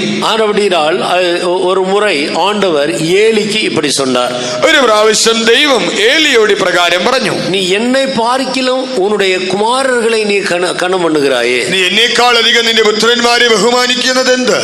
நான் சொல்லுகிற காரியத்துக்கு கீழ்ப்படுகிறதை விட நீ உன்னுடைய குமாரர்களை கனம் பண்ணுகிறாய். ഞാൻ പറയുന്നത് അനുസരിക്കുന്നതിനേക്കാൾ അധികമായി നിന്റെ പുത്രന്മാരെ ആണല്ലോ നീ ബഹുമാനിക്കുന്നത്. நீ எனக்கு பிரியமாக நடக்காமல் உன் குமாரர்களுக்கு நீ உதவியாக இருக்கிறாய். നീ എന്നെ പ്രസാദിപ്പിച്ച് നടക്കുന്നതിന് പകരമായി നിന്റെ പുത്രന്മാർക്ക് തുണയായി നിൽക്കുന്നു. எனக்கு ஏற்ற விதத்தில் நீ பிள்ளைகளை கண்டித்து என்னுடைய வழியில் அவர்களை நடத்தவில்லை. എനിക്ക് യോഗ്യമായ നിലയിൽ നിന്റെ പുത്രന്മാരെ ശാസിച്ച് എന്റെ വഴിയിൽ നീ അവരെ അഭ്യസിപ്പിച്ചില്ല. ஏலியனுடைய குடும்பத்தில் நியாய தீர்ப்பு வந்த போது ஏலி நியாயம் தீர்க்கப்பட்டு சிக்ஷிக்கப்படுறதுக்கு காரணம் இதுதான். ഏലിയുടെ കുടുംബത്തിൽ ദൈവന്യായവിധി വന്നപ്പോൾ ഏലിയും ന്യായം വിധിക്കപ്പെട്ട് ശിക്ഷിക്കപ്പെടുവാനുള്ള കാരണം ഇതായിരുന്നു. ஒரு பெற்றோர் தேவனை விட பிள்ளைகளை அதிகம் நேசிக்க கூடாது. മാതാപിതാക്കൾ ഒരിക്കലും ദൈവത്തെക്കാൾ അധികം തങ്ങളുടെ മക്കളെ സ്നേഹിക്കരുത്. ஒரு பிள்ளை தேவனை விட பெற்றோர்களை அதிகம் நேசிக்க கூடாது. അതുപോലെ മക്കൾ ദൈവത്തെക്കാൾ അധികമായി മാതാപിതാക്കളെ സ്നേഹിക്കുകയും അരുത്. ஒரு நண்பன் தன்னுடைய தேவனை விட தன்னுடைய நண்பனை அதிகம் நேசிக்க கூடாது. അതുപോലെ ഒരു വ്യക്തി ദൈവത്തെക്കാൾ അധികമായി തന്റെ സ്നേഹിതരെ സുഹൃത്തുക്കളെ സ്നേഹിക്കരുത്. ஒரு பிரதான இடத்தை அவன் தேவனுக்கு கொடுத்து பழக வேண்டும். പ്രധാന സ്ഥാനം പ്രഥമസ്ഥാനം ദൈവത്തിന് നൽകണം. அதன் பிறகு மற்றவர்களை நாம் நேசிக்க வேண்டும். അതിനുശേഷം മറ്റുള്ളവരെ സ്നേഹിക്കാം. அப்போது அவர்கள் மூலம் கர்த்தர் நம்மை ஆசீர்வதிக்கிறார். അങ്ങനെയെങ്കിൽ അവരിലൂടെ കർത്താവ് നമ്മെ അനുഗ്രഹിക്കും. அப்படினால் ஆசீர்வாதங்களை பொறுத்தவரையில் அதை நான்காக நாம் பிரிக்கலாம். ആകയാൽ അനുഗ്രഹങ്ങളെ സംബന്ധിച്ചിടത്തോളം നാലായി വിഭജിക്കാം. இந்த நான்கு விதத்திலும் ஒரு மனிதன் ஆசீர்வதிக்கப்படும் பொழுதுதான் அது ஒரு பரிபூர்ண ஆசீர்வாதமாக காணப்படுகிறது. ഈ നാല് വിധത്തിൽ ഒരു മനുഷ്യൻ അനുഗ്രഹിക്കപ്പെടുമ്പോൾ മാത്രമേ അത് സമ്പൂർണമായ അനുഗ്രഹമായി മാറുന്നുള്ളൂ. அடுத்ததாக எந்த அடிப்படையில் ஆண்டவர் மனிதனை ஆசீர்வதிக்கிறார்? അടുത്തതായി ഏത് മാനദണ്ഡത്തിലാണ് ദൈവം മനുഷ്യനെ അനുഗ്രഹിക്കുന്നത്? ஆசீர்வாதங்களை எல்லாம் ஆண்டவர் எவ்விதத்தில் மனிதனுக்கு கொடுக்கிறார்? ഏത് വിധത്തിലാണ് ദൈവ മനുഷ്യന് ഈ അനുഗ്രഹങ്ങളൊക്കെയും നൽകുന്നത്? இதை குறித்து இனி வருகிற நாட்களில் நாம் சிந்திக்க கர்த்தர் நமக்கு உதவி செய்வார். ഇനി വരും ദിനങ്ങളിൽ ഇതിനെക്കുറിച്ചൊക്കെയും ചിന്തിക്കുവാൻ കർത്താവ് തന്നെ നമ്മെ സഹായിക്കട്ടെ. இன்றைக்கு முதலாவது இந்த நான்கு ஆசீர்வாதங்களில் முதலாவது ஆசீர்வாதங்களை பெற்றுக்கொள்ளுகிற விதத்தை குறித்து நான் உங்களோடு பகிர்ந்து கொள்ள விரும்புகிறேன். ഇന്ന് ഈ നാല് അനുഗ്രഹങ്ങളിൽ ഒന്നാമത്തെ അനുഗ്രഹം പ്രാപിക്കേണ്ട വിധത്തെക്കുറിച്ച് നിങ്ങളുമായി പങ്കുവയ്ക്കുവാൻ ആഗ്രഹിക്കുന്നു. முதலாவது ஆசீர்வாதம் இந்த பூமிக்குரிய ஆசீர்வாதங்களாக இருக்கிறது. ഒന്നാമത്തെ അനുഗ്രഹം എന്നത് ഭൗമികമായ അനുഗ്രഹങ്ങൾ അത്രേ. இந்த பூமியில ஒரு மனிதன் ஒரு நல்ல வீடு, ஒரு நல்ல காரு, நல்ல தோட்டம், நல்ல பொருளாதார ரீதியில கஷ்டம் இல்லாமல் இருந்தால் உலகம் அவன் ஆசீர்வாதமாக இருக்கிறான் என்று சொல்லுகிறது. ഭൂമിയിൽ ഒരു മനുഷ്യൻ ഒരു നല്ല വീടുള്ളവനായി, നല്ല വാഹനമുള്ളവനായി, നല്ല തോട്ടങ്ങൾ ഉള്ളവനായി, നല്ല സാമ്പത്തിക സ്ഥിതിയിൽ ജീവിച്ചാൽ ലോകം അവനെ നോക്കിയിട്ട് ഇവൻ അനുഗ്രഹിക്കപ്പെട്ടിരിക്കുന്നു എന്ന് പറയാറുണ്ട്. சரீரத்தில் வியாதி இல்லாமல் நல்ல சுகமா ஆசீர்வாதமாக நல்ல ஆரோக்கியமாக இருந்தால் அவன் ஆசீர்வாதமாக இருக்கிறான் என்று உலகம் அவனை பார்த்து சொல்லுகிறார். ശരീരത്തിൽ രോഗങ്ങളൊന്നുമില്ലാതെ നല്ല സുഖത്തോടും ആരോഗ്യത്തോടും ജീവിച്ചാൽ ലോകം അവനെ നോക്കി അവൻ അനുഗ്രഹമായിരിക്കുന്നുവല്ലോ എന്ന് പറയാറുണ്ട്. மனிதனுடைய முகத்தை தான் பார்க்கிறார்கள். മനുഷ്യരുടെ മുഖത്തെ മാത്രമേ നോക്കുന്നുള്ളൂ. மனிதர்களுடைய வெளி தோற்றத்தையும் அவருடைய வெளிப்படையான காரியங்களையும் தான் பார்க்கிறார். മനുഷ്യർ മറ്റു മനുഷ്യരുടെ ബാഹ്യ പ്രകൃതങ്ങളെ, ബാഹ്യമായ വേഷവിധാനങ്ങളെ മാത്രമേ കാണുന്നുള്ളൂ. சாதாரண ஒரு மனிதனும் கூட இந்த பூமியில பொருளாதார ரீதியில் நன்றாக இருந்து சரீரத்திலே சுகமாக இருந்தா அவனுக்கு அதுல ஒரு திருப்தி உண்டு, நான் நன்றாக இருக்கிறேன் என்று யோசிக்கிறான். സാധാരണ ഒരു മനുഷ്യനും നല്ല സുഖവും ആരോഗ്യവും ഉള്ളവനായി സാമ്പത്തികമായി മെച്ചപ്പെട്ടതായ അവസ്ഥയിൽ ജീവിച്ചാൽ തന്റെ ഉള്ളിലും അനുഗ്രഹിക്കപ്പെട്ടിരിക്കുന്നു എന്നൊരു സംതൃപ്തി കാണപ്പെടും. முதலாவது ஆசீர்வாதம் ஆகிய இந்த பொருளாதார ரீதியில ஒரு மனிதன் எல்லா வசதியோடு இருக்கிறது ஒரு ஆசீர்வாதம் என்றே சொல்ல முடியாது. ഒന്നാമത്തെ അനുഗ്രഹമായി ഒരുവൻ സാമ്പത്തികമായ നിലയിൽ അവൻ സുഖ സൗകര്യങ്ങളോട് ജീവിച്ചാലും അതിനെ ഒരു അനുഗ്രഹം എന്ന് വിളിക്കുവാൻ സാധ്യമല്ല. இந்த 4 ஆசீர்வாதங்களில் மிக விலை குறைந்த அல்லது மட்டரகமான ஒரு ஆசீர்வாதம் தான் இந்த பூமியில ஒரு மனிதன் பொருளாதார ரீதியில ஆசீர்வாதமாக இருப்பது. ഈ 4 അനുഗ്രഹങ്ങളിൽ വില കുറഞ്ഞ അഥവാ തരം താണതെന്ന് പറയാവുന്ന ഒരു അനുഗ്രഹമാണ് ഒരു മനുഷ്യൻ ഈ ഭൂമിയിൽ സാമ്പത്തികമായി മെച്ചപ്പെട്ട നിലയിൽ ജീവിക്കുന്നത്. ட்ரெயின்ல நாம் பிரயாணம் பண்ணுகிறோம். നാം ട്രെയിൻ യാത്ര ചെയ്യുന്നു. அதுல ஃபர்ஸ்ட் கிளாஸ் இருக்கிறது, ഫസ്റ്റ് ക്ലാസ് കമ്പാർട്ട്മെന്റ് ഉണ്ട്, செகண்ட் கிளாஸ் இருக்கு, സെക്കൻഡ് ക്ലാസ് ഉണ്ട്, தேர்ட் கிளாஸ் இருக்கு, തേർഡ് ക്ലാസ് ഉണ്ട്, ஜெனரல் கம்பார்ட்மெண்ட் இருக்கு. ജനറൽ കമ്പാർട്ട്മെന്റ് இப்படி பல விதங்களில் காணப்படுகிறது. പല കമ്പാർട്ട്മെന്റുകളായിട്ടുണ്ട്. இந்த ஜெனரல் கம்பார்ட்மெண்ட்ல யார் வேண்டுமானாலும் ஏறுவார். ജനറൽ കമ്പാർട്ട്മെന്റിൽ ആർക്ക് വേണമെങ്കിലും കയറി യാത്ര ചെയ്യാം. அவர்களும் பிரயாணம் பண்ணுவார், അവരും യാത്ര ചെയ്യുന്നു. ஆனால் சாதாரண நல்ல மனிதர்களுக்கு அதில் பிரயாணம் பண்ணுவது மிகவும் கஷ்டமாக இருக்கு. എന്നാൽ അല്പ സൗകര്യങ്ങളുള്ള മനുഷ്യർക്ക് അതിൽ യാത്ര ചെയ്യുവാൻ അത്രത്തോളം ഇഷ്ടം കാണുകയില്ല. இது 4மே பிரயாணத்துக்கு ஏற்ற ஒரு இடம்தான். ഇരുന്നാലും യാത്ര ചെയ്യുവാനുള്ള സ്ഥലം തന്നെയാണ്.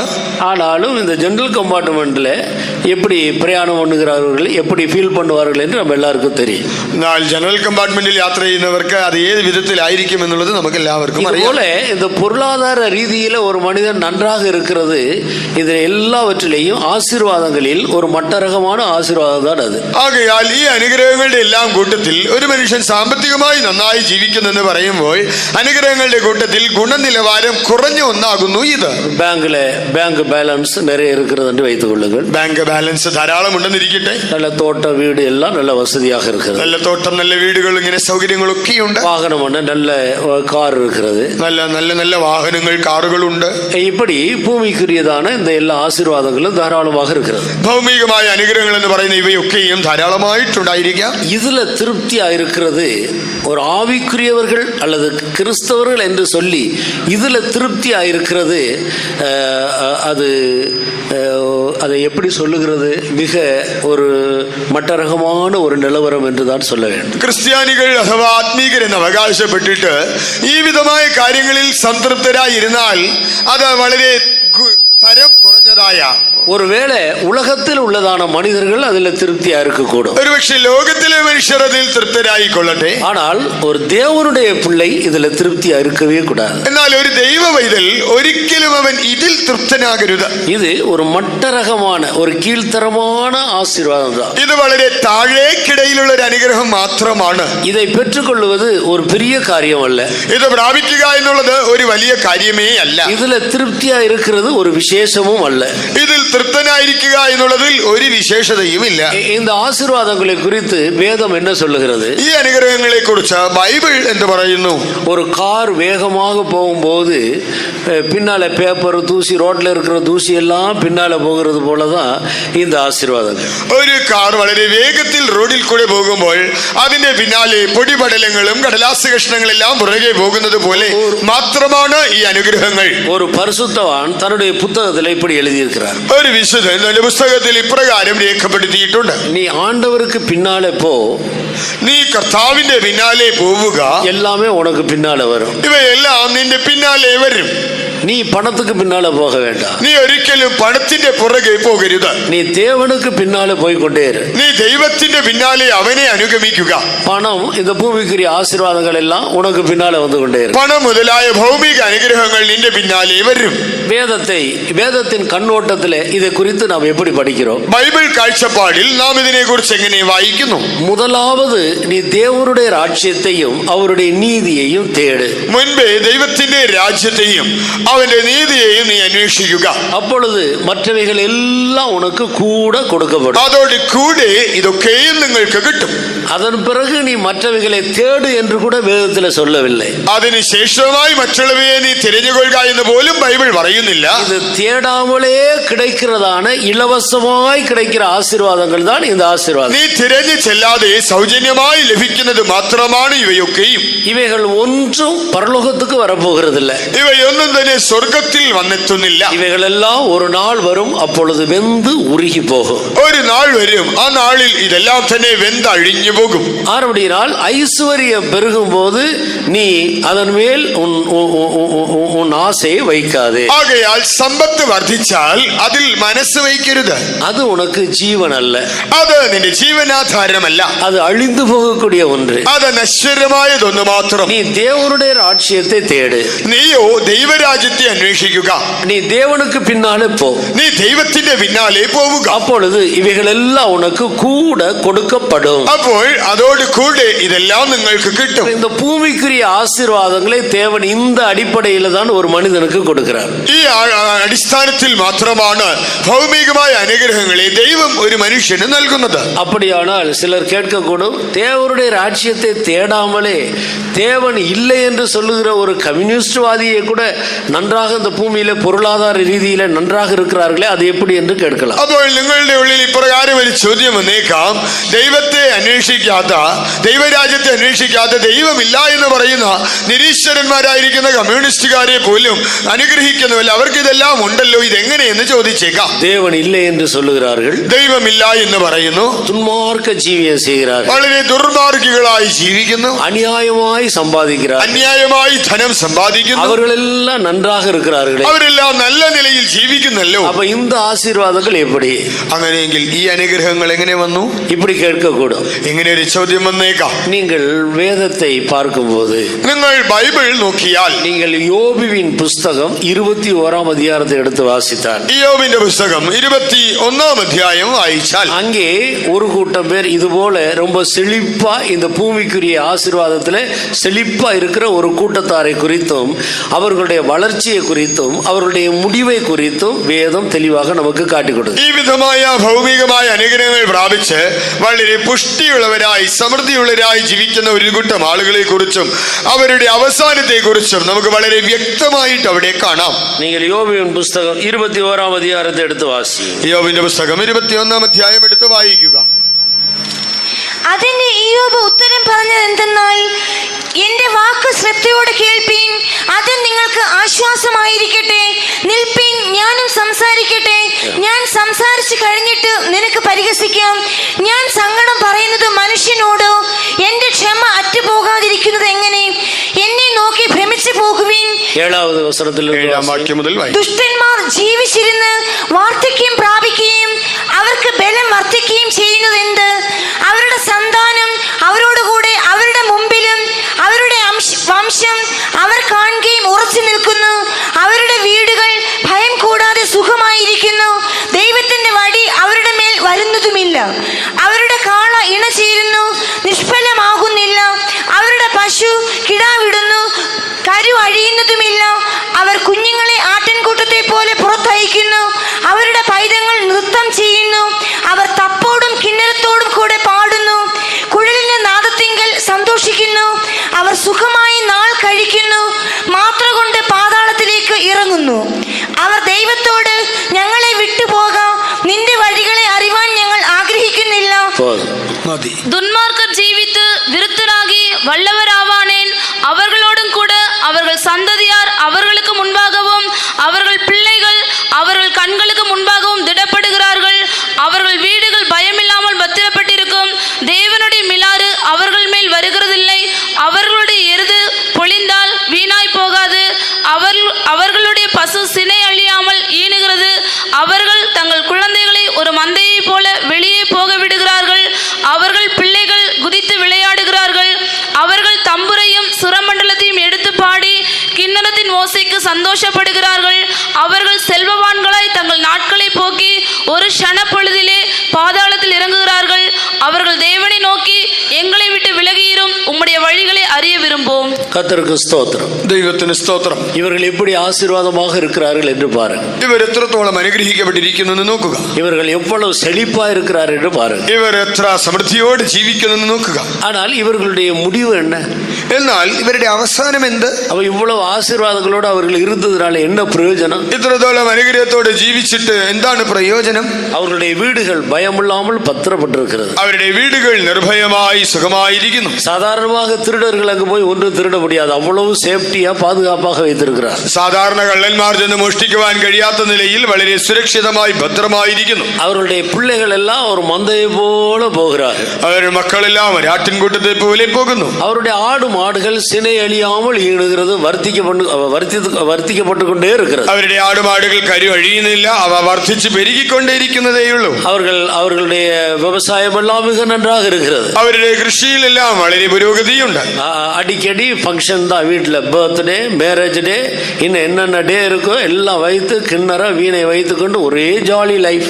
വീട്ടിൽ കൂടെ കൂടെ ഫംഗ്ഷനുകളുണ്ട്. ബർത്ത്ഡേ, മാരേജ് ഡേ, ഇങ്ങനെ പല ഫംഗ്ഷനുകൾ വെച്ച് അവർ പലവിധമായ വാദ്യോപകരണങ്ങൾ ഉപയോഗിച്ച് വളരെ സന്തോഷമായി ഉല്ലാസത്തോടെ ജീവിക്കുന്നു. ஒவ்வொரு நாளும் நல்ல விதவிதமான புதிதான டிசைன் உள்ளதான வஸ்திரங்கள்.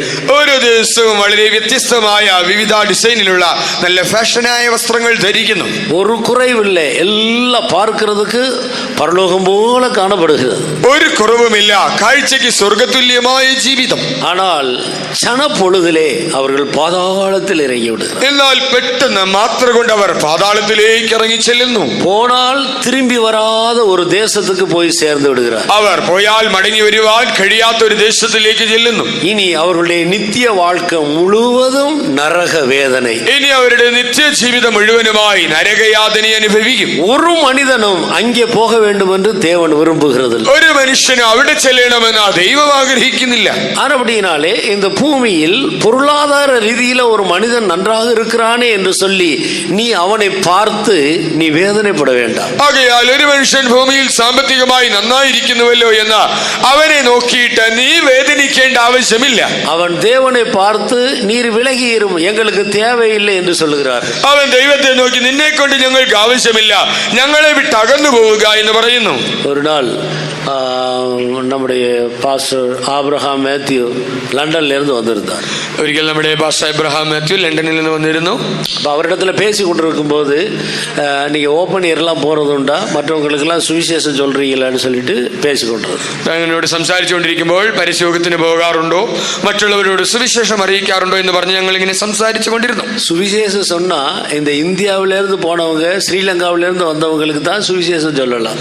സുവിശേഷം പറയണമെങ്കിൽ ഈ ഭാരതത്തിൽ നിന്നോ ശ്രീലങ്കയിൽ നിന്നോ വന്നിട്ടുള്ളവർക്ക് മാത്രമേ സുവിശേഷം പറയുവാൻ കഴിയൂ. இங்கிலாந்துல உள்ள ஜனங்களுக்கு சுவிசேஷம் சொல்ல முடியாது. അവിടെ ഇംഗ്ലണ്ടുകാരോട് സുവിശേഷം പറയുവാൻ സാധ്യമല്ല. அவர்களிடத்துல போய் சுவிசேஷம் சொன்னால் அவர்கள் என்ன சொல்லுகிறார்களா? അവരോട് ചെന്ന് സുവിശേഷം പറഞ്ഞാൽ അവരുടെ പ്രത്യുത്തരം എന്തായിരിക്കും? எங்களுக்கு இயேசு தேவையில்லை, ഞങ്ങൾക്ക് യേശുവിനെ കൊണ്ട് ആവശ്യമില്ല, எங்களுக்கு தேவையானதெல்லாம் தாராளமாக பணம் பொருள் எல்லாம் இருக்கிறது, ഞങ്ങൾക്ക് ആവശ്യമായ പണം സൗകര്യങ്ങളൊക്കെയും ധാരാളമുണ്ട്, எங்களுக்கு நல்ல வீடுகள் இருக்கிறது, ഞങ്ങൾക്ക് നല്ല വീടുകളുണ്ട്, வியாதி வந்தால் செலவழிக்கிறதுக்கு போதுமான பணம் இருக்கிறது, രോഗചികിത്സയ്ക്കായി ചെലവഴിക്കുവാൻ ധാരാളം പണമുണ്ട്, எங்களுக்கு ஃபேமிலி டாக்டர் இருக்கிறார், ഞങ്ങൾക്ക് കുടുംബ ഡോക്ടർ തന്നെയുണ്ട്, வியாதி வந்து அவருக்கு சொன்னா அவர் உடனே வந்து கவனிக்கிறார், രോഗം വരുമ്പോൾ തന്നോട് പറഞ്ഞാൽ താൻ വന്ന് ഉടനെ ചികിത്സിക്കും. எங்களுக்கு எதுக்கு இயேசு? ഞങ്ങൾക്ക് യേശുവിനെ കൊണ്ടെന്തിന്? நாங்க ஏன் அவரை தேட வேணும்? ഞങ്ങൾ എന്തിന് യേശുവിനെ അന്വേഷിക്കണം? எங்களுக்கு தேட வேண்டிய அவசியம் இல்லை. ഞങ്ങൾക്ക് അവനെ അന്വേഷിക്കേണ്ട ആവശ്യമില്ല. அவருடைய அபிப்பிராயம் என்ன? അവരുടെ അഭിപ്രായം എന്ത്? காசு இல்லாதவங்க, வசதி இல்லாதவங்க, கஷ்டப்படுறவங்க, இந்த பூமியில பணம் பொருள் இல்லாதவங்க, வீடு இல்லாதவங்க, இவங்க தான் ஏசாமி கிட்ட போய் தேடி அதை வாங்கிக்கிறணும்ன்றது அவங்களுடைய அபிப்பிராயம். ഈ ഭൂമിയിൽ പണമോ സൗകര്യങ്ങളോ ഒന്നുമില്ലാതെ നിർധനരായ പാവപ്പെട്ട ആളുകൾ അവർ യേശുവിന്റെ അടുക്കൽ ചെന്ന് ഇതെല്ലാം വാങ്ങിക്കൊള്ളട്ടെ എന്നാണ് അവർ ചിന്തിക്കുന്നത്. துன்மார்க்கர் ஜீவித்து விருத்தராகி வல்லவர்களாய் மாறுகிறார்கள். ദുഷ്ടന്മാർ ജീവിച്ച് ശക്തരായി ബലശാലികളായി മാറുന്നു. சனப்பொழுதிலே அவர்கள் பாதாளத்தில் இறங்கி விடுகிறார்கள். എന്നാലും അവർ പെട്ടെന്ന് മാത്ര കൊണ്ട് പാതാളത്തിലേക്ക് ഇറങ്ങുന്നു. இது ஒரு ஆசீர்வாதமா பிரியமானவர்களே? പ്രിയരേ, ഇതൊരു അനുഗ്രഹമാണോ?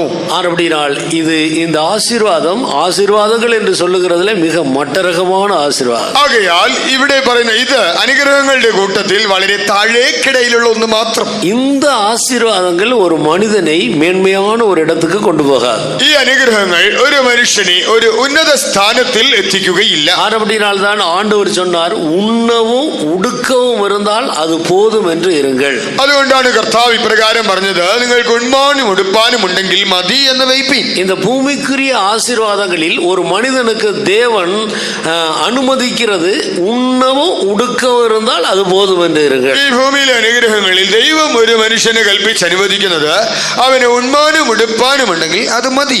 ஒரு வீடு இருந்தால் அது போதும் என்று இருங்கள். வீட்டோட வீட்டை சேர்க்கிறவர்களுக்கு ஐயோ. ഒരു വീടുണ്ടെങ്കിൽ അത് മതി എന്ന് വെച്ചുകൊള്ളുവീൻ. വീടിനോട് വീട് കൂട്ടുന്നവർക്ക് അയ്യോ കഷ്ടം. மற்றவர்களுக்கு குடியிராமல் போக மட்டும் தாங்கள் குடியிருக்கும்படியாக வீட்டோடு வீட்டை சேர்க்கிறவர்களுக்கு ஐயோ. മറ്റുള്ളവർക്ക് പാർപ്പാൻ സൗകര്യമില്ലാത്തവണ്ണം വീടോട് വീട് ചേർക്കുന്നവർക്ക് അയ്യോ കഷ്ടം. அப்படினால் இந்த பூமிக்குரிய ஆசீர்வாதங்களை பொறுத்த வரையில் ஆண்டவர் உண்ண உடுக்க தங்க ஒரு வீடு இதைத்தான் அனுமதிக்கிறார். ആകയാൽ ഭൗമികമായ അനുഗ്രഹങ്ങളെ സംബന്ധിച്ചിടത്തോളം ഒരു മനുഷ്യന് ഉണ്മാനും ഉടുക്കുവാനും പാർക്കുവാനും ഉള്ളത് മാത്രമേ ദൈവം അനുവദിക്കുന്നുള്ളൂ. அதற்கு மேலே நாம் வைத்திருக்க வேண்டும் என்று தேவன் விரும்புகிறதில்லை. അതിനേക്കാൾ അധികമായി സ്വരുക്കുട്ടി വയ്ക്കണമെന്ന് ദൈവവും ആഗ്രഹിക്കുന്നില്ല. அப்படி தேவன் அதிகமாக நமக்கு தரும்போது, അഥവാ ദൈവം നമുക്ക് അധികമായി തരുമ്പോൾ நம்முடைய இருதயத்தை அதன் மேல் வைக்க கூடாது என்று சொல்லுகிறார். നമ്മുടെ ഹൃദയം അതിൽ ചാരരുത്, അതിൽ വയ്ക്കരുത് എന്നും കൂടി പറയുന്നു. அப்படியானால் அவைகள் எல்லாம் எதற்காக தேவன் தருகிறார்? അങ്ങനെയെങ്കിൽ ദൈവം എന്തുകൊണ്ടാണ് ഇവയൊക്കെയും നമുക്ക് തരുന്നത്? அநீதி உள்ள உலக பொருட்களினால் நீங்கள் சிநேகிதர்களை சம்பாதியுங்கள். അനീതിയുള്ള മമ്മോനെ കൊണ്ട് നിങ്ങൾ ലോകത്തിൽ സ്നേഹിതരെ സമ്പാദിച്ചു കൊള്ളുവിൻ. அழிந்து போகிற ஆத்துமாக்களை ஆண்டவருக்குள்ள வழி நடத்துவதற்காக செலவழிக்க சொல்லுகிறார். നശിച്ചു പോകുന്ന ആത്മാക്കളെ കർത്താവിങ്കിലേക്ക് ആനയിക്കുവാൻ വേണ്ടി ഇതൊക്കെയും ചിലവിടണമെന്നത്രേ ദൈവം പറയുന്നത്. அவைகளெல்லாம் வைத்துக்கொண்டு ஒரு ஆடம்பர வாழ்க்கை செய்ய வேண்டும் என்று தேவன் விரும்புகிறது. ഇതൊക്കെ വെച്ചുകൊണ്ട് ഒരു ആഡംബരപൂർണ്ണ ജീവിതം നയിക്കുവാൻ ദൈവം പറഞ്ഞിട്ടില്ല. இவ்வுலகத்தை அனுபவிக்கிறவர்கள் தகாத விதமாய் அனுபவியாதவர்கள் போல இருக்க வேண்டும். ഈ ലോകത്തെ അനുഭവിക്കുന്നവർ അതിനെ യോഗ്യമായ നിലയിൽ അനുഭവിക്കാത്തവരെന്ന പോലെ ഇരിക്കും. இனி வரும் காலம் குறுகுனதாக இருக்கிறபடியினால், കാലം ചുരുങ്ങിയിരിക്കുന്നു. அதே நேரத்தில் இது கொடிய காலமாக இருக்கிறபடியினால், അതേസമയം ഇത് ദുഷ്കാലമാകയാൽ இந்த உலகத்தை அனுபவிக்கிறவர்கள் தகாத விதமாய் அனுபவிக்க கூடாது. ഈ ലോകത്തെ അനുഭവിക്കുന്നവർ അതിനെ അയോഗ്യമായ നിലയിൽ അനുഭവിക്കരുത്. பணம் இருக்கிறதுனால உயர்ந்த வஸ்திரங்களை உடுத்திக் கொள்ள வேதம் இடம் கொடுக்கிறதில்ல. പണം ഉള്ളത് കൊണ്ട് വളരെ വില കൂടിയ വസ്ത്രങ്ങളെ ധരിക്കുവാൻ ബൈബിൾ അനുവാദം തരുന്നില്ല. பணம் இருக்கிறதுனாலே நம்மை சிங்காரித்துக் கொள்ளவும் பொன்னாபரணங்களை அணிந்து கொள்ளவும் வேதம் அனுமதிக்கிறதில்லை. പണം ഉണ്ട് എന്നുള്ളത് കൊണ്ട് നമ്മെ അലങ്കരിക്കുവാനോ പൊന്നാഭരണങ്ങൾ അണിയുവാനോ ബൈബിൾ അനുവാദം തരുന്നില്ല. உண்ணவும் உடுக்கவும் தங்கவும் அவ்வளவுதான். ഉണ്മാനും എടുക്കുവാനും പാർക്കുവാനും ഉണ്ടെങ്കിൽ മതി. மீதி உள்ள எல்லாவற்றையும் கொண்டு அநீதி உள்ள இந்த உலக பொருட்களினால் சிநேகிதர்களை சம்பாதிக்க வேண்டும். അതിന് അധികമായുള്ള അനീതിയുള്ള ഈ ലോകത്തിന്റെ പണം കൊണ്ട് സ്നേഹിതരെ സമ്പാദിച്ചു കൊള്ളുവീൻ. லூக்கா எழுதின சுவிசேஷம் 9ஆம் அதிகாரத்தை எடுத்து 16ஆம் அதிகாரம் 9வது வசனத்தை வாசி. ലൂക്കോസ് എഴുതിയ സുവിശേഷം 16ആം അധ്യായത്തിലെ 9ാം വാക്യം വായിക്കാം. അനീതിയുള്ള മമ്മോനെ കൊണ്ട് നിങ്ങൾക്ക് സ്നേഹിതന്മാരെ ഉണ്ടാക്കിക്കൊള്ളുവിൻ എന്ന് ഞാൻ നിങ്ങളോട് പറയുന്നു. അതില്ലാതെയാകുമ്പോൾ അവർ നിത്യ കൂടാരങ്ങളിൽ നിങ്ങളെ ചേർത്തുകൊള്ളുവാൻ ഇടയാകും. நான் உங்களுக்கு சொல்லுகிறேன், நீங்கள் மாளும்போது உங்களை நித்தியமான வீடுகளிலே ஏற்றுக்கொள்வார் உண்டாகும்படி அநீதியான உலக பொருளால் உங்களுக்கு சிநேகிதரை சம்பாதியுங்கள். நான் உங்களுக்கு சொல்லுகிறேன், ഞാൻ നിങ്ങളോട് പറയുന്നത്, ஒரு நாள் நான் உங்களை கணக்கு கேட்கும் காலம் வரும்.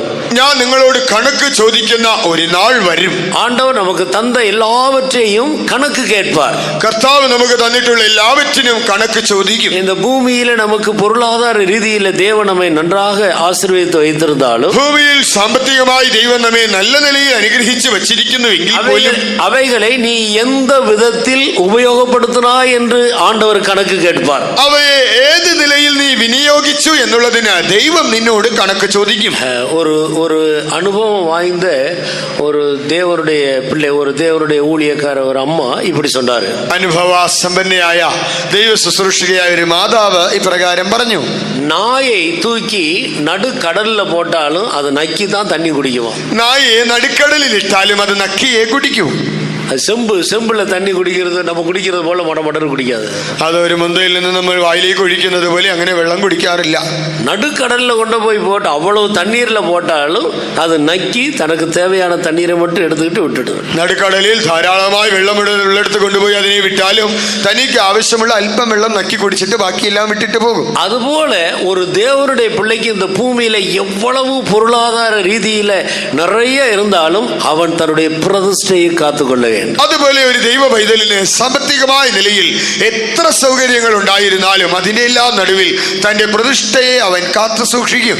எல்லாம் இருக்கிறதுனால ஆடம்பரமா வாழ வேண்டும் என்ற அர்த்தம் இல்ல. എല്ലാം ഉള്ളത് കൊണ്ട് ആഡംബരമായി ജീവിക്കണമെന്ന് അർത്ഥമല്ല. இல்லாததுனால தரித்திரமாய் ஜீவிக்கணும்னு அர்த்தம் அல்ல. ഇല്ലാത്തത് കൊണ്ട് ഒരു ദരിദ്രനായി ജീവിക്കണമെന്നുമില്ല.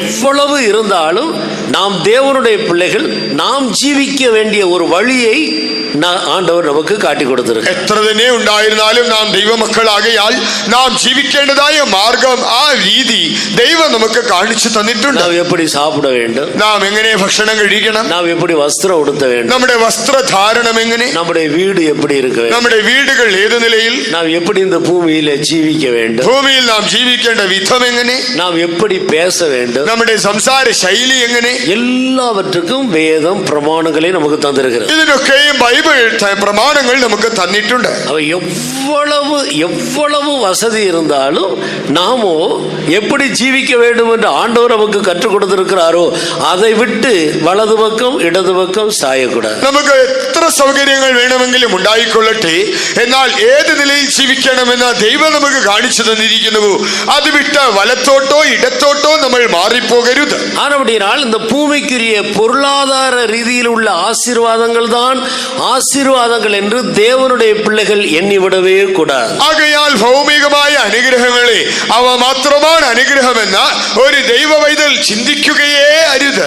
நான் சொன்னது போல இந்த ஆசீர்வாதத்தின் பட்டியல்ல மிக குறைவான தரம் குறைந்த ஒரு ஆசீர்வாதம் தான் இவைகள். ആകയാൽ ഞാൻ പറഞ്ഞതുപോലെ അനുഗ്രഹങ്ങളുടെ പട്ടികയിൽ താഴേക്കിടയിലുള്ള ഏറ്റവും ഗുണനിലവാരം കുറഞ്ഞത് മാത്രമാണ് ഈ ഭൗമികമായ അനുഗ്രഹങ്ങൾ. இவைகளை வைத்துக் கொண்டு அநீதி உள்ள இவைகள் எல்லாவற்றுக்கும் வேதம் கொடுக்கிற பெயர் அநீதி உள்ள உலக பொருட்கள். ഇവയ്ക്കൊക്കെയും ബൈബിൾ ഇട്ടിരിക്കുന്ന പേര് ഇപ്രകാരമാണ്, അനീതിയുള്ള മാമ്മോൻ. இது அழியக்கூடியதான உலக ஆசீர்வாதங்கள். ഇത് നശിച്ചു പോകുന്ന ലോകത്തിലെ അനുഗ്രഹങ്ങൾ. இவைகள் ஒன்றும் நித்திய வீட்டுக்கு வராது. ഇവയൊക്കെയും തന്നെ ശാശ്വത ഭവനത്തിൽ വരികയേ ഇല്ല. நாம் இன்னும் பெற வேண்டிய ஆசீர்வாதங்கள் ஏராளம் உண்டு. നാം ഇനിയും പ്രാപിക്കേണ്ട അനുഗ്രഹങ്ങൾ അനവധിയായിട്ടുണ്ട്. அதுதான் உண்மையான ஆசீர்வாதம். അവയത്ര സാക്ഷാൽ അനുഗ്രഹങ്ങൾ. ஆனபடியினால் இந்த ஆசீர்வாதங்களாகிய இந்த உலக ஆசீர்வாதங்களுக்கு பெயர் அநீதி உள்ள ஆசீர்வாதம். ആകയാൽ ഇവിടെ പറഞ്ഞിരിക്കുന്ന ഈ ലോകത്തിന്റെ അനുഗ്രഹങ്ങൾക്കൊക്കെയും ഇട്ടിരിക്കുന്ന പേര് അനീതിയുള്ള മാമ്മോൻ. அப்ப அநீதி உள்ள இந்த உலக பொருட்களினால் உங்களுக்கு நீங்க சிநேகிதர்களை சம்பாதியுங்கள். ആകയാൽ അനീതിയുള്ള ഈ ലോക വസ്തുക്കളാൽ നിങ്ങൾക്ക് സ്നേഹിതരെ സമ്പാദിച്ചു കൊള്ളുവിൻ. அவைகள் எல்லாம் சேர்த்து வைத்துக் கொண்டு சாகிற வரைக்கும் ஒருத்தருக்கும் ஒரு பைசா கொடுக்காம அப்படியே கழுத பொதிய வைத்துக் கொண்டு இருக்கிறது போல வைத்துக் கொண்டு இருக்கிறதுக்கு அல்ல. ഇവയെല്ലാം നിങ്ങൾ സ്വരുക്കൂട്ടി വെച്ചിട്ട് മരിക്കുന്നത് വരെയും ആർക്കും കൊടുക്കാതെ കഴുത ചുമട് ചുമക്കുന്നത് പോലെ ഇത് ചുമന്നുകൊണ്ട് അലയുവാൻ വേണ്ടിയല്ല.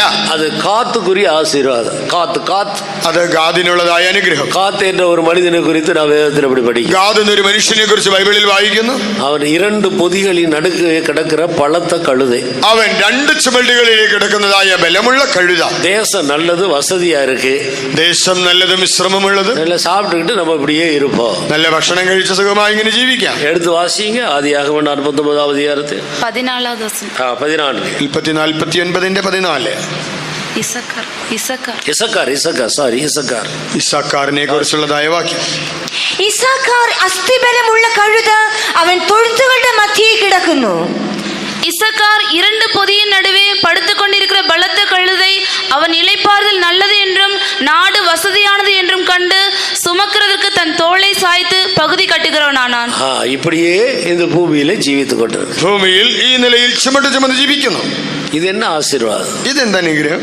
ஆனபடியால் அநீதி உள்ள நம்முடைய உலக பொருட்களை கொண்டு சிநேகிதர்களை சம்பாதிக்க வேண்டும். ആകയാൽ അനീതിയുള്ള ഈ ലോക വസ്തുക്കളെ കൊണ്ട് നമുക്ക് സ്നേഹിതരെ നാം സമ്പാദിക്കണം. வாரி இறைத்தான், ஏழைகளுக்கு கொடுத்தான், அவனுடைய நீதி என்றென்றைக்கும் நிற்கும். അവൻ വാരി വിതറി ദരിദ്രന്മാർക്ക് കൊടുക്കുന്നു, അവന്റെ നീതി എന്നേക്കും നിലനിൽക്കുന്നു.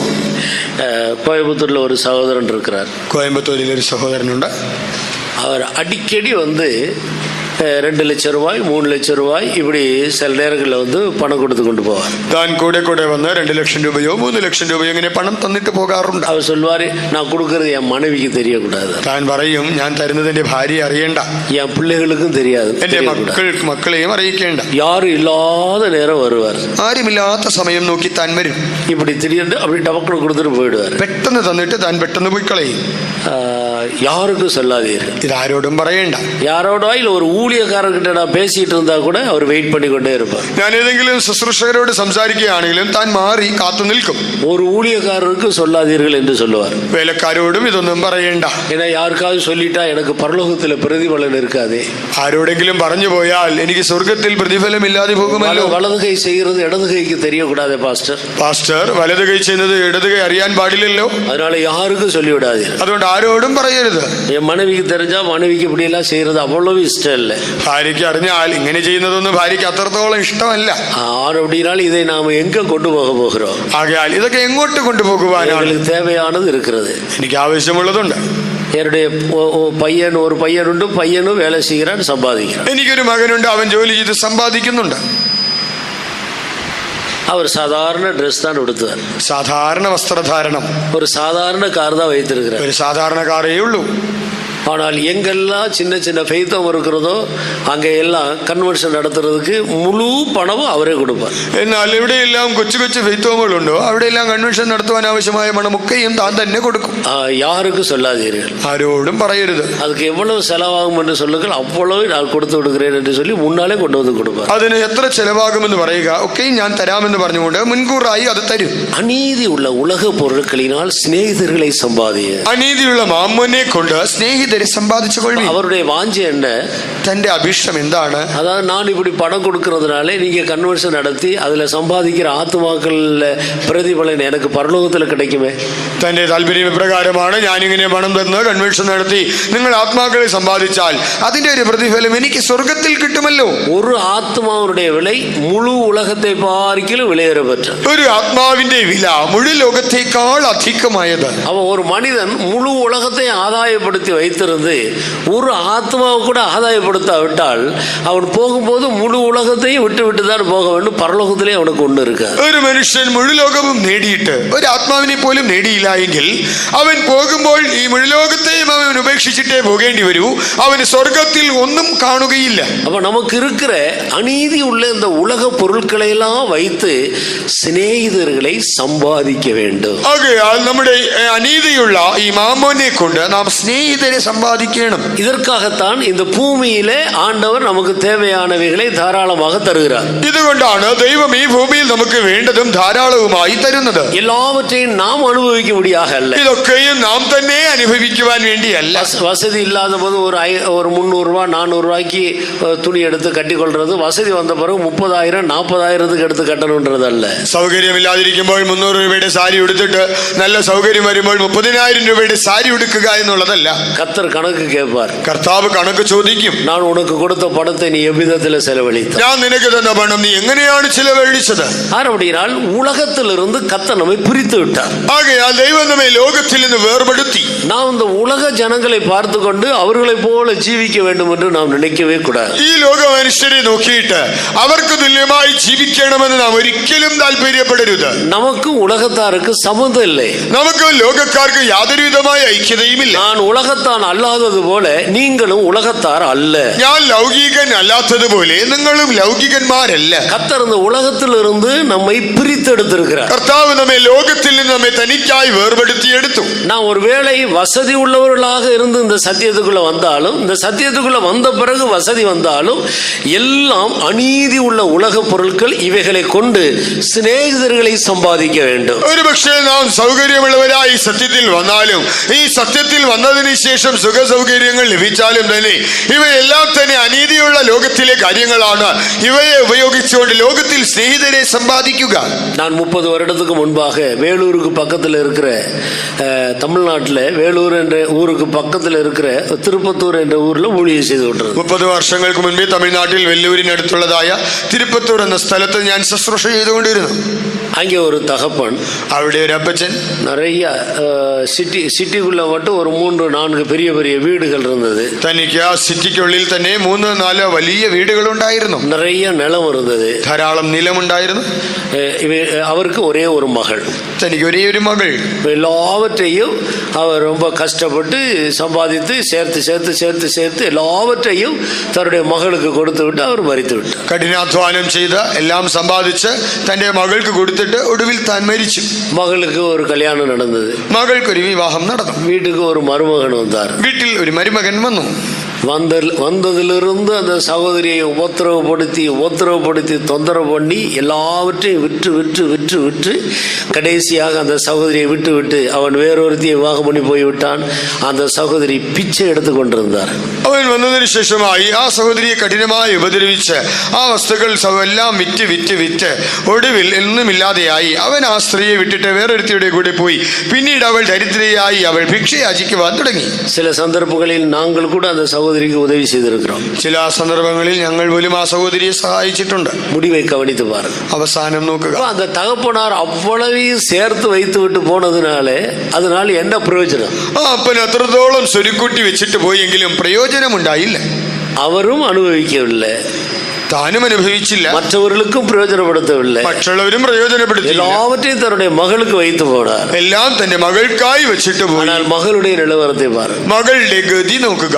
அப்படினால் அநீதி உள்ள உலக பொருட்களை கொண்டு சிநேகிதர்களை சம்பாதி. ആകയാൽ അനീതിയുള്ള മാമൂനെ കൊണ്ട് നിങ്ങൾ സ്നേഹിതരെ സമ്പാദിച്ചു കൊള്ളി. அப்ப இந்த உலக பிரகாரமான பொருளாதார ஆசீர்வாதங்கள் எல்லாவற்றையும் தேவன் நமக்கு தருகிறது இந்த ஒரே ஒரு நோக்கத்தோடு தான். ആകയാൽ ലോകത്തിലുള്ള ഭൗമികമായ അനുഗ്രഹങ്ങളൊക്കെ ദൈവം നമുക്ക് തരുന്നത് ഈ ഒരൊറ്റ ഉദ്ദേശത്തോട് കൂടെ മാത്രം. சிலருக்குள்ள ஒரு கேள்வி எழும்பும். അപ്പോൾ ചിലരുടെ ഉള്ളിൽ ഒരു ചോദ്യം ഉയർന്നേക്കാം. பெந்தகோஸ்தக்காரர்களா இருந்தா உண்ணவும் உடுக்கவும் ஒரு சின்ன வீடு இதுக்குள்ள எப்பவும் இப்படியே தரத்திரமா இருக்கணுமா என்று கேட்பார். ഒരു ബന്ധക്കോസുകാരനാണെന്ന് പറഞ്ഞിട്ട് എപ്പോഴും ഭക്ഷിക്കാനും കുടിക്കുവാനും മാത്രമുള്ളവനായി, ഒടുക്കുവാൻ മാത്രമുള്ളവനായി ഒരു ചെറിയ വീട്ടിൽ എപ്പോഴും ഇങ്ങനെ നിർധനനായി ജീവിച്ചാൽ മതിയോ? அப்படி அல்ல, അങ്ങനെയല്ല. யோபு ஒரு பெந்தகோஸ்தக்காரன் தான். பழைய ஏற்பாட்டு காலத்தின்படி அவன் ஒரு பெந்தகோஸ்தக்காரன் என்று வைத்து, യോബ് പഴയ നിയമത്തിന്റെ അളവുകോൽ അനുസരിച്ച് അന്നത്തെ ഒരു ബന്ധക്കോസ്തുകാരനാണെന്ന് വെച്ചുകൊള്ളുക. அந்த தேசத்திலேயே அவன் ஒரு பெரிய ஐஸ்வர்யவானாக இருந்தானே. ആ ദേശത്ത് തന്നെ അവൻ മഹാധനവാനായിരുന്നല്ലോ. அப்போ தேவனுடைய பிள்ளைகள் தரத்திரமா இருக்கிறோன்னு அர்த்தம் இல்ல. ആകയാൽ ദൈവമക്കൾ ദരിദ്രരായിരിക്കണമെന്നില്ല. நம்முடைய ஆசீர்வாதங்கள் தேவனால வர வேண்டும். നമ്മുടെ അനുഗ്രഹങ്ങൾ ദൈവത്താൽ വരേണം. தேவன் எந்த அடிப்படையில் நம்மை ஆசீர்வதிக்கிறார்? ദൈവം നമ്മെ ഏതടിസ്ഥാനത്തിൽ അനുഗ്രഹിക്കുന്നു? நாம் எந்த அளவுக்கு தேவனுக்கு பயந்து அவருக்கு பிரியமா நடக்கிறோமோ அதை பொறுத்து தான் தேவன் நம்மை ஆசீர்வதிக்கிறார். ദൈവത്തെ ഭയപ്പെട്ട് എത്രത്തോളം ദൈവത്തിന് പ്രസാദമായി ജീവിക്കുന്നുവോ ആ അളവുകോൽ വെച്ചുകൊണ്ടാണ് ദൈവം നമ്മെ അനുഗ്രഹിക്കുന്നത്. முதலாவது தேவனுடைய ராஜ்யத்தை தேடு. മുൻപേ ദൈവരാജ്യം അന്വേഷിക്കുക. எல்லாம் கூட கொடுக்கப்படும். അതോട് കൂടെ ഇതൊക്കെയും കിട്ടും. அப்படித்தானே ஆண்டவர் யோபை ஆசீர்வதித்தார். അങ്ങനെയാണല്ലോ ദൈവം ഇയ്യോബിനെ അനുഗ്രഹിച്ചത്. ஆசீர்வாதங்கள் பெருகும் போது, ആകയാൽ അനുഗ്രഹം വർദ്ധിക്കുമ്പോൾ, பூமிக்குரிய பொருளாதார ரீதியிலே நாம் ஆசீர்வதிக்கப்படும் போது, ഭൂമിയിൽ സാമ്പത്തികമായി അനുഗ്രഹിക്കപ്പെടുമ്പോൾ அவைகள் எல்லாவற்றையும் தேவனுடைய மனதுக்கு ஏற்ற விதத்தில் நாம் செலவழிக்க வேண்டும். അവയൊക്കെയും ദൈവത്തിന്റെ മനസ്സ് പ്രതീക്ഷിക്കുന്ന നിലയിൽ മാത്രമേ ചിലവിടാവൂ. அப்போது அது பெருகிக் கொண்டே இருக்கும். അപ്പോൾ അത് വർദ്ധിച്ചു പെരുകിക്കൊണ്ടിരിക്കും. ஐஸ்வர்யம் பெருகும் போது நாம் கர்த்தருடைய வழியை விட்டு விலகக்கூடாது. സമ്പത്ത് വർദ്ധിക്കുമ്പോൾ ദൈവ വഴികളെ വിട്ട് വ്യതിചലിക്കരുത്. சாலமோன் ஒரு ஞானி. ശലോമോൻ ഒരു ജ്ഞാനി. அவருடைய ஜெபத்தை கவனித்து பாருங்கள். തന്റെ പ്രാർത്ഥനയെ ഒന്ന് ശ്രദ്ധിച്ചു നോക്കുക. ஆண்டவரே என்னை ஐஸ்வர்யவானாக்காதீரும். കർത്താവേ, എന്നെ സമ്പന്നനാക്കരുതേ, என்னை தரித்திரனாகவும் ஆக விடாதீர். എന്നെ ദരിദ്രനാക്കിയും മാറ്റരുതേ. நான் ஐஸ்வர்யவனாகிவிட்டால் நான் உம்மை மறந்து விடுவேன். ഞാൻ ധനവാനായിട്ട് ദൈവത്തെ മറക്കും. நான் தரித்திரனா இருந்தா உம்மை தூஷிப்பேன். ഞാൻ ദരിദ്രനായി നിന്റെ നാമം ദുഷിക്കപ്പെടുവാൻ തീണ്ടിപ്പാനിടയാകും. அன்றன்று உள்ள படியை எனக்கு அளந்து தார். എനിക്ക് നിത്യവൃത്തി തന്ന് എന്നെ നടത്തണമേ, അന്നു വേണ്ടത് നൽകണമേ. கர்த்தருடைய நாமத்துக்கு மகிமை உண்டாகட்டும். ദൈവനാമത്തിന് മഹത്വം ഉണ്ടാകട്ടെ. இது உலகத்திலேயே ஞானி என்ற பெயர் பெற்ற ஒரு மனிதனுடைய ஜெபம். ലോകത്തിൽ തന്നെ ജ്ഞാനി എന്ന് കീർത്തി കേട്ടതായ ഒരുവന്റെ പ്രാർത്ഥന ഇത്. அப்ப தேவனுடைய மனிதர்கள் எப்படி காணப்படுகிறார்கள் என்று பார். ദൈവത്തിന്റെ മനുഷ്യർ എങ്ങനെയായിരിക്കുന്നു എന്ന് നോക്കുക. யோபுக்கு இவ்வளவு வசதி இருந்தாலும், യോബിന് ഇത്രത്തോളം സൗകര്യങ്ങൾ ഉണ്ടായിരിക്കെ, ஒவ்வொரு நாள் அதிகாலையிலும் தன்னுடைய பிள்ளைகளை எல்லாம் கூட்டி வைத்து ஆண்டவருக்கு சர்வாக தகன பலி செலுத்தி வந்தார். ഓരോ ദിവസവും അധികാലത്ത് എഴുന്നേറ്റ് തന്റെ പുത്രന്മാരെ മക്കളെയെല്ലാം വിളിച്ചു വരുത്തി ദൈവത്തിന് സർവാംഗ ഹോമയാഗങ്ങൾ അർപ്പിച്ചു പോന്നു. யோபு 31 அதிகாரத்தை எடுத்து வாசித்தால், യോബ് 31 അധ്യായം എടുത്ത് വായിച്ചാൽ, அந்த ஊத்ஸ் தேசத்திலே பெரிய பணக்காரனா இருந்த அந்த மனிதன் நமக்கு தான் நிறைய வசதி இருக்குது என்று சொல்லி இன்னொரு விவாகம் பண்ண இல்லை. ആ ഊസ് ദേശത്തെ മഹാധനവാനായ മനുഷ്യൻ നമുക്ക് ധാരാളം പണമുണ്ടല്ലോ എന്ന് കരുതി മറ്റൊരു വിവാഹം കഴിച്ചില്ല. அவன் மனசாட்சியின்படி அந்த காலத்துல தேவனோடு சஞ்சரித்து தேவனுக்கு பயந்து நடந்த ஒரு மனிதன். തന്നെ മനസാക്ഷിക്കൊത്തവണ്ണം ആ നാളുകളിൽ ദൈവത്തെ ഭയപ്പെട്ട് ദൈവത്തോട് കൂടെ നടന്ന ഒരു മനുഷ്യൻ. அவன் கண்களோடு உடன்படிக்கை பண்ணி ஜீவித்தான். താൻ കണ്ണുകളുമായി നിയമം ചെയ്ത് ജീവിച്ചു. தன்னுடைய குடும்பத்தை விட்டு அயலாருடைய வீட்டை அவன் எட்டி பார்த்ததில்லை. തന്റെ കുടുംബത്തെ വിട്ട് അയൽപക്കത്തെ വീട്ടിൽ ഒന്ന് എത്തി നോക്കുക പോലും ചെയ്തില്ല. பிறருடைய மனைவியை அவன் எட்டி பார்த்ததில்லை. അന്യന്റെ ഭാര്യയെ അവൻ ഒന്ന് നോക്കിയത് പോലുമില്ല. எவ்வளவு கருத்தாய் ஜீவித்திருக்கிறார் என்று பாரு. താൻ എത്രയോ ശ്രദ്ധാപൂർവം ജീവിച്ചെന്ന് നോക്കുക. ஏழைகளுக்கு நான் ஒருவனாய் என் பந்தியில சாப்பிடாமல் ஆகாரம் இல்லாமல் இருந்தவனுக்கு ஏன் சாப்பாட்டை பகிர்ந்து கொடுத்தேன்னு சொல்றார். ഞാൻ തനിച്ച് എന്റെ ആഹാരം കഴിക്കാതെ ദരിദ്രനായി ഇരുന്നവന് എന്റെ ആഹാരം ഞാൻ പങ്കിട്ട് കൊടുത്തു. வஸ்திரம் இல்லாதவன் குளிரில் கஷ்டப்படும் போது என்னுடைய வஸ்திரத்தை கொடுத்தேன் என்று சொல்லுகிறார். വസ്ത്രമില്ലാത്തവൻ തണുപ്പ് കൊണ്ട് വലയുമ്പോൾ ഞാൻ എന്റെ വസ്ത്രം കൊടുത്തു എന്ന് പറയുന്നു. யோபு மனசாட்சியின் காலத்துல மனசாட்சி போதித்து அவனை எந்த அளவுக்கு நடத்துகிறது என்று பாரு.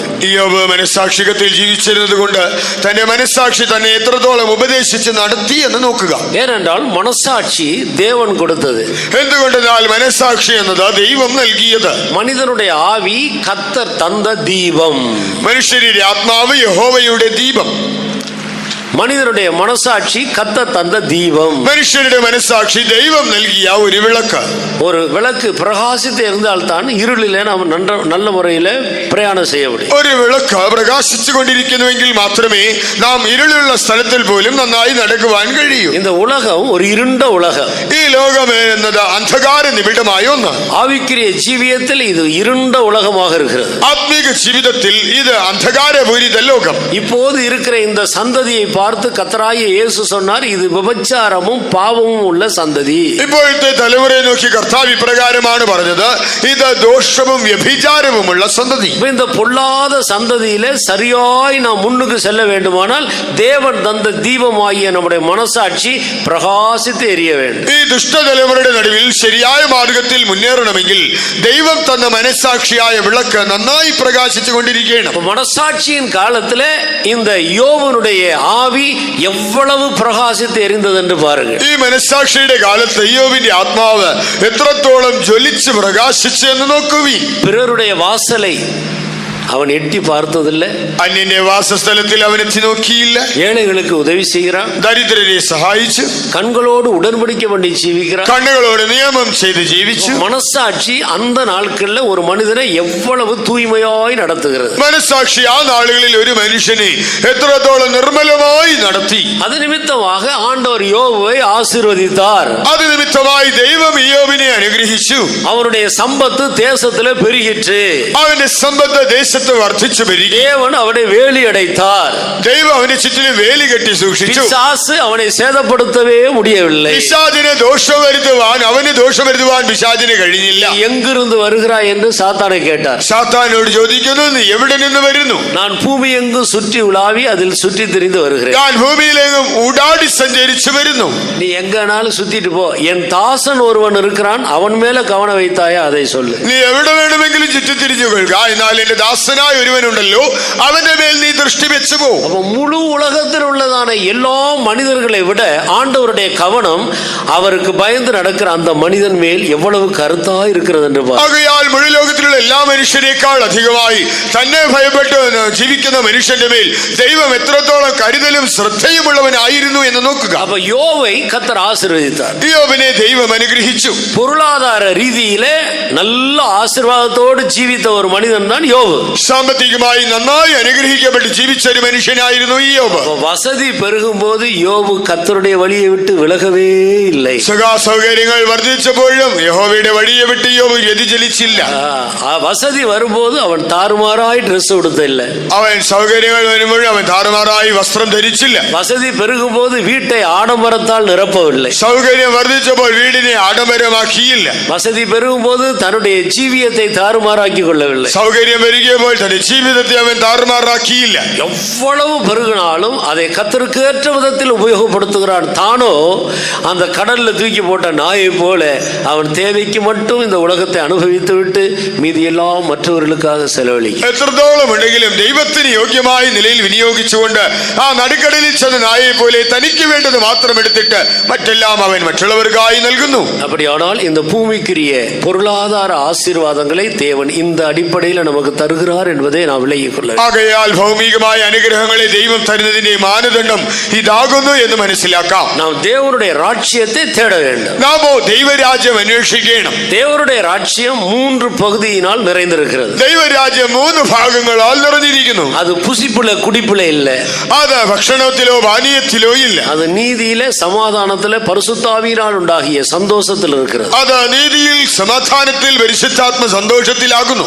இந்த மூன்றையும் ஒரு தேவனுடைய மனிதன் கருத்தாய் தேடி அனுதினமும் இதுக்கு பின்னால போனா பணம் பொருள் எல்லாம் அவனுக்கு பின்னால வரும். ഒരു മനുഷ്യൻ 3 ഇത് ജീവിതത്തിൽ അന്വേഷിച്ച് ശ്രദ്ധാപൂർവം അതിന്റെ പിന്നാലെ പോയാൽ പണം സുഖ സൗകര്യങ്ങൾ ഒക്കെയും പിന്നാലെ വരും. ஒரு கிறிஸ்தவன் தரித்திரனா இருக்கணும்னு அவசியம் இல்லை. ഒരു ക്രിസ്ത്യാനി ദരിദ്രനായിരിക്കേണ്ട ആവശ്യമില്ല.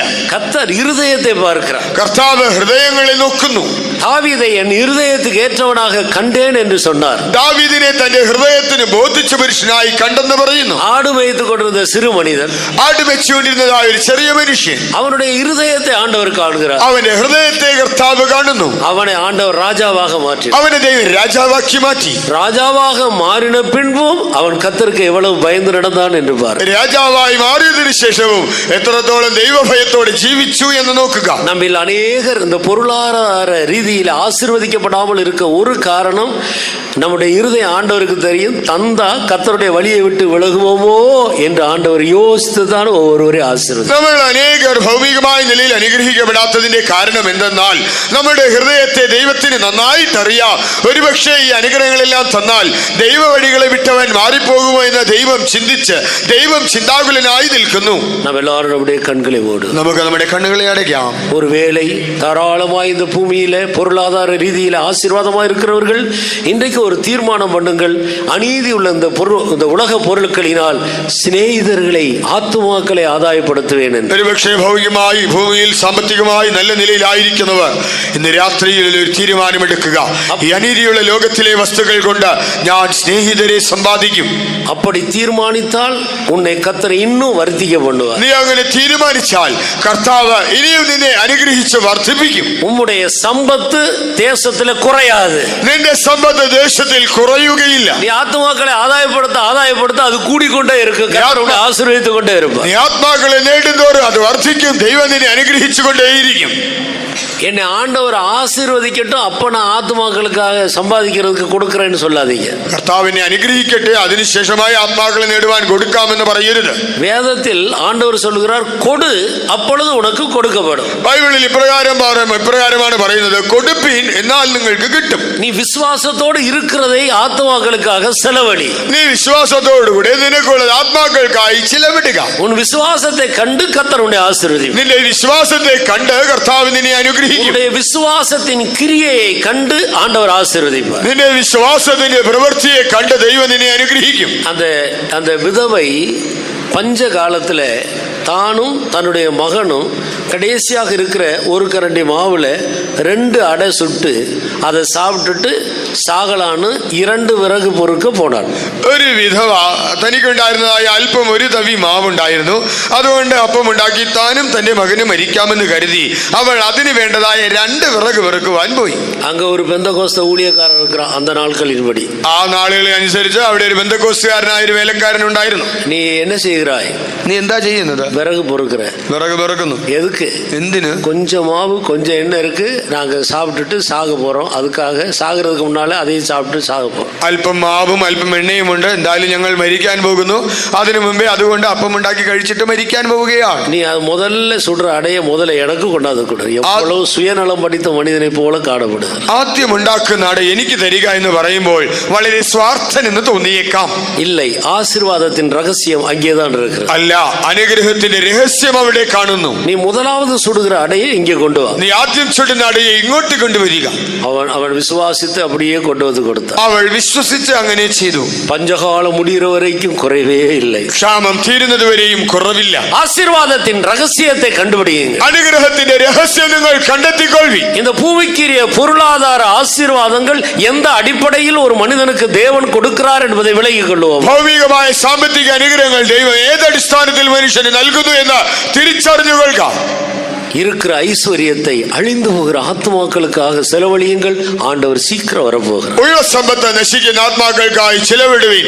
നമ്മുടെ കർത്താവ് ഇതാ വേഗത്തിൽ വരുന്നു. இந்த ஏழை விதவையை போல அவருடைய மகனை போல தரித்திரமா கொஞ்சம் வைத்திருக்கிறவர்கள் விசுவாசத்தோடு நீ வாரி இறை, கர்த்தர் உனக்கு குறைவில்லாமல் தரப்போகிறார். ഈ ദരിദ്രയായ വിധവയെയും മകനെയും പോലെ നിങ്ങൾക്കുള്ള അല്പ വിശ്വാസത്തോടുകൂടെ വാരി വിതറുക. ദൈവം നിങ്ങൾക്ക് തരുവാൻ പോകുന്നു. இந்த வேத வசனத்தை விசுவாசிக்கிறவர்கள் நம்முடைய கண்களை மூடி முழங்கால்களை முடக்கி ஆண்டவருடைய வசனங்களுக்கு நடுங்கி நம்மை சமர்ப்பிப்போவா. ഈ തിരുവെഴുത്തുകൾ വിശ്വസിക്കുന്നവർ കണ്ണുകൾ അടയ്ക്കുക, മുഴങ്കാൽ മടക്കുക, ദൈവത്തിന്റെ വചനത്തിന് മുൻപാകെ വിറച്ചുകൊണ്ട് നമ്മെ തന്നെ സമർപ്പിച്ചു കൊടുക്കുക. நம்முடைய இயேசு சீக்கிரம் வரப்போகிறார். നമ്മുടെ യേശു വേഗം വരുന്നു. நாட்கள் இல்லை, നാളുകളില്ല. நாம் சேர்த்து வைத்ததை யார் கொண்டு போக போகிறார்? നാം സ്വരുക്കുട്ടിയത് ആര് കൊണ്ടുപോകും? ஆஸ்தியை சேர்க்கிறார்.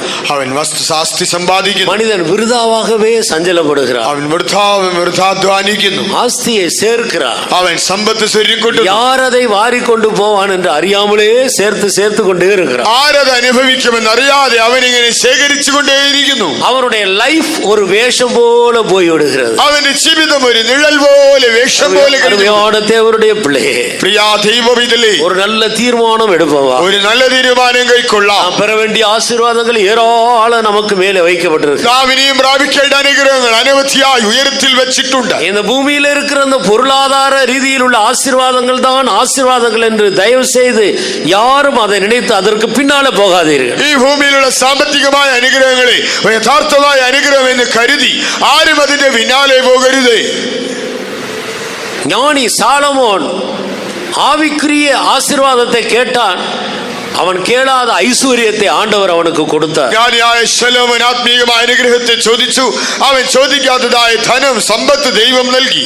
எனக்கு வீடு வேண்டும் என்று கேட்காதீர்கள். എനിക്ക് വീട് വേണമെന്ന് ചോദിക്കരുത്. கார் வேண்டும் என்று கேட்காதீர்கள். കാർ വേണമെന്ന് ചോദിക്കരുത്. ஐஸ்வர்யம் வேண்டும் என்று கேட்காதீர்கள். ഐശ്വര്യം വേണമെന്ന് ചോദിക്കേണ്ട.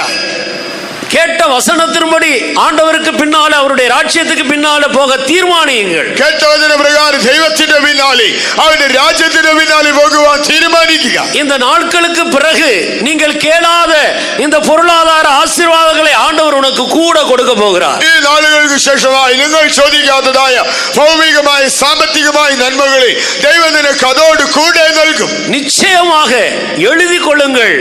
சமயம் வரும்போது அது நிறைவேறுகிறதை காண்பீர். തീർച്ചയായും എഴുതി വെച്ചുകൊള്ളുവിൻ. സമയം വരുമ്പോൾ അത് സാഫല്യത്തിൽ എത്തിച്ചേരും. வானமும் பூமியும் ஒழிந்தாலும் தேவனுடைய வார்த்தை ஒழியாது. ആകാശവും ഭൂമിയും ഒഴിഞ്ഞാലും ദൈവവചനങ്ങൾ ഒഴിഞ്ഞു പോകുകയില്ല. அவர் கர்த்தர், அவர் சொன்னார், அப்படியே செய்வார். അവൻ യഹോവ, അവൻ കൽപ്പിച്ചു, അതുപോലെ അനുഷ്ഠിക്കും. அவர் பொய்யுரையாத தேவன், അവൻ വ്യാജം പറയാത്തവൻ. கண்களை மூடி ஆண்டவருடைய கரத்தில் விசுவாசத்தோடு சமர்ப்பிப்பவர். കൈകളർച്ച് ദൈവവചനങ്ങളിൽ വിശ്വാസത്തോടെ സമർപ്പിക്കും. தேவனை ஆசீர்வதிக்க உண்மையுள்ளவர். ദൈവം നമ്മെ അനുഗ്രഹിക്കുവാൻ വിശ്വസ്തൻ. இதோ வானம் திறக்கப்படுகிறது. ഇതാ സ്വർഗ്ഗം തുറക്കപ്പെട്ടു. வேத வசனங்களுக்கு நடுங்கி ஒப்பு கொடுக்கிறவர்களை ஆசீர்வதிக்கும்படி பரலோக பரலோகம் உனக்காக திறக்கப்படும். വചനത്തെ വിശ്വസിച്ച് ഉറച്ച് സമർപ്പിക്കുന്നവരെ അനുഗ്രഹിക്കുവാനായി സ്വർഗ്ഗം ഇതോ നിനക്കായി കവാടം തുറക്കുന്നു. நன்மையான எந்த ஈவும் பரத்திலிருந்து உண்டாகிறது. എല്ലാ നല്ലതാനും സ്വർഗ്ഗത്തിൽ ഉയരത്തിൽ നിന്ന് വരുന്നു. சோதிகளின் பிதா உன்னுடைய இருதயத்தின் தீர்மானங்களை காண்கிறார். വെളിച്ചങ്ങളുടെ പിതാവ് നിന്റെ ഹൃദയ തീരുമാനത്തെ കണ്ടു. அவரிடத்தில் யாதொரு மாறுதல் இல்லை. അവനിൽ മാറ്റമൊന്നുമില്ല. வேற்றுமையின் நிழலும் கிடையாது. വ്യത്യാസത്തിന്റെ നിഴലില്ല. யாராயிருந்தாலும் யார் வசனத்துக்கு கீழ்ப்படுகிறார்களோ அவர்களை பொருளாதார ரீதியில் இந்த அடிப்படையில் ஆசீர்வதிக்க அவர் உண்மை இல்லவர். ആരാകട്ടെ വചനത്തെ അനുസരിക്കുന്നുവോ ഈ വചന പ്രകാരം സാമ്പത്തികമായി അനുഗ്രഹിക്കുവാൻ ദൈവ വിശ്വസ്തനത്രേ. நீதியை தேடுங்கள், നീതി അന്വേഷിപ്പീൻ. சமாதானத்தை தேடுங்கள், സമാധാനം തേടുവീൻ. சந்தோஷத்தை தேடுங்கள், സന്തോഷം തേടുവീൻ. கல்வாரி அண்டையிலே நெருங்கி வாருங்கள், കാൽവരിയോട് അടുത്ത് വരുവീൻ. தேவனுடைய ராஜ்யத்துக்கு ஏற்றவைகளை தேடுங்கள், ദൈവരാജ്യത്തിന് അടുത്തത് അന്വേഷിക്കുവീൻ. எல்லாவற்றையும் தேவன் கூட கொடுப்பார். ദൈവമെല്ലാം കൂടെ നൽകും. கர்த்தர் நம்மை ஆசீர்வதிப்பார். ദൈവം നമ്മെ അനുഗ്രഹിക്കും.